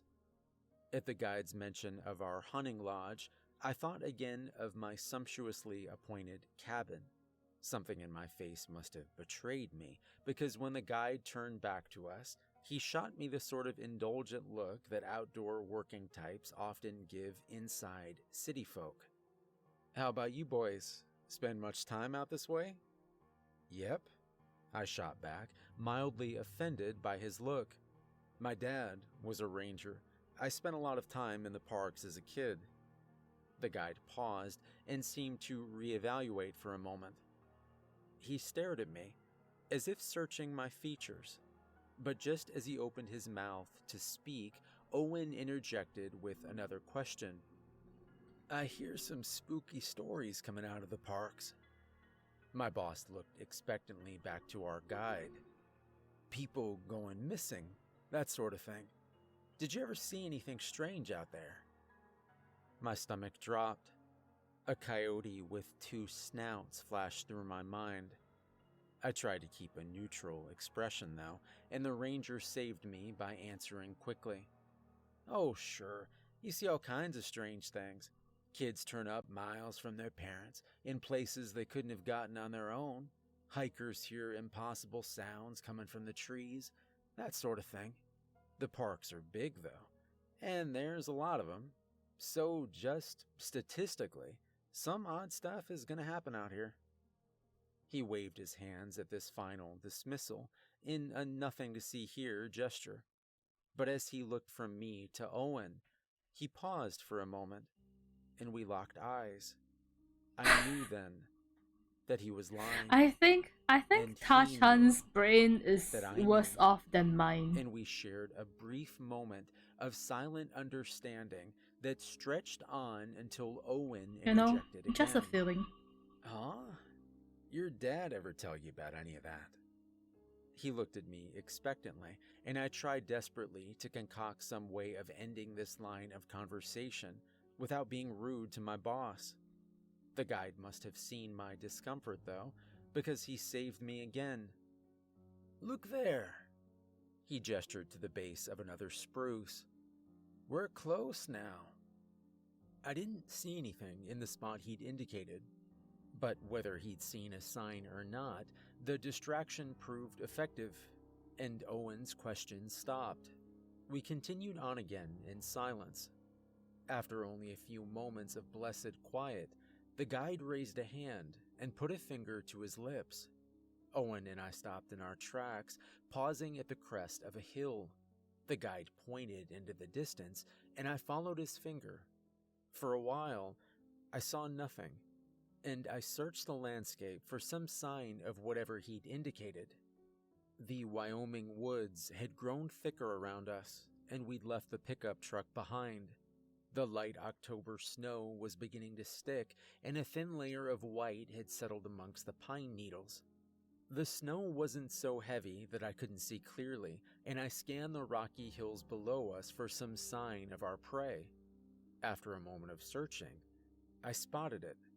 Far in the distance, perhaps a few 100 yards away, a set of antlers peeked out from behind a copse of trees. I grinned, frightened though I might be now of I hope it's not so hard for you guys. I think nature for most of my life. actually I and the can't prospect of tell landing a because big bull elk I've still been in my excited aircon me. room the whole I day. turned back to my group. Owen was looking Rain through a season set here, of so pretty binoculars, chill. scanning the woods as I Yeah, had, yeah, it's and the near guide the end waited of the year, patiently for him so to raining spot the season. animal on his own. On cue, the shrill call of a bull elk sounded through the trees. If you've never heard an elk's bugle, the sound is equal parts comical and terrifying. The creatures call I out in miss a rain. high, piercing Is whine it that, depending on the animal, can what almost season is it sound for like you a right now? screaming child, the screeching brakes of a poorly maintained car, or the whir of machinery. But the sound is distinctive and unmistakable. You know it when you hear it. Owen looked down from the binoculars, and while I suspected he hadn't spotted our quarry, he seemed satisfied that we were on the right track. Our guide pulled a long tubular call from one of his many pockets and put it in his mouth. As he blew, a similar sound, nearly identical to the call we'd just heard, echoed forth. His call was followed by another bugle, and the three of us exchanged excited looks. We trekked silently through the trees, down the hill, and towards the spot where we'd seen the antlers. And as we got closer, our guide put up a hand to stop us. "All right," he whispered. "We're getting close enough that we might be able to take this guy. But if anyone asks, we got him a few miles back the way we came from." Owen and I didn't answer, but our puzzled expressions must have been clear enough, because the guide quickly answered I our caught immediately. unspoken question. What? "You're not allowed to It's hunt in Yellowstone. this I think we this crossed is the park eternally about halfway summer back." here, so His words hit is like a punch spring to is the spring stomach. not cooling? The excitement of the elk hunt evaporated. Oh, but spring turns and to I felt summer, right? only a sinking It's hot and dry. I creeping want to sleep dread inside the fridge. since Shenandoah, and a mural that wasn't a mural. I hadn't dared to venture even close to the parks. In fact, I'd done all I could to avoid them, declining invitations to go hiking or camping at every turn. But here I was, years later, back in one of the god-forsaken national parks. I stopped involuntarily. The guide carried on, though, either not noticing or ignoring my reaction. "I know all the rangers on duty, and neither of y'all would get in trouble, but still, it's a hassle I'd rather not deal with." Owen nodded conspiratorially, and I did my best to fix my expression. Apparently, I didn't quite manage it though, because Owen weighed in to reassure me. See, you're not going to get in trouble. I'm sure it happens all the time. He looked to our guide for further reassurance, but the old ranger spotted something in my face that Owen hadn't. He fixed me with the same look he had when I mentioned that my dad had been a ranger. Again, he seemed about to say something, but another bugle cut him off. He turned, and we continued down the hill and into the woods. Slowly, we stalked closer to the elk. Circling around the spot we'd last seen, we approached from behind. At the guide's insistence, we readied our guns. Synth would take the first Thank shot, you of course, for as he resub financed for the 7 entire months. retreat. I hoped I wouldn't have to follow up, though, because my hands had begun to Move shake over as to my my fear place of for the aircon. parks took I hold. think flying over to Our Singapore boots left and thin buying a near new the invisible aircon, tracks and the thin layer you of know, it might frost be that was cheaper to now just buy accumulating an atop the aircon. dirt. Maybe. Snow has a way of muffling noise, Maybe. and I could hear only the sounds of our own breath and an increasingly frantic heartbeat. Again, the guide held up his hand, and we stopped. I spotted the antlers again, through the trees. They were closer now, about 100 yards away. I stared, fixated, as the antlers shifted. I held my breath, and the silent, still woods seemed almost to do the same as I readied myself for the beast to move. Owen knelt and brought the rifle to his shoulder in a practiced motion. The antlers shifted again. All was still.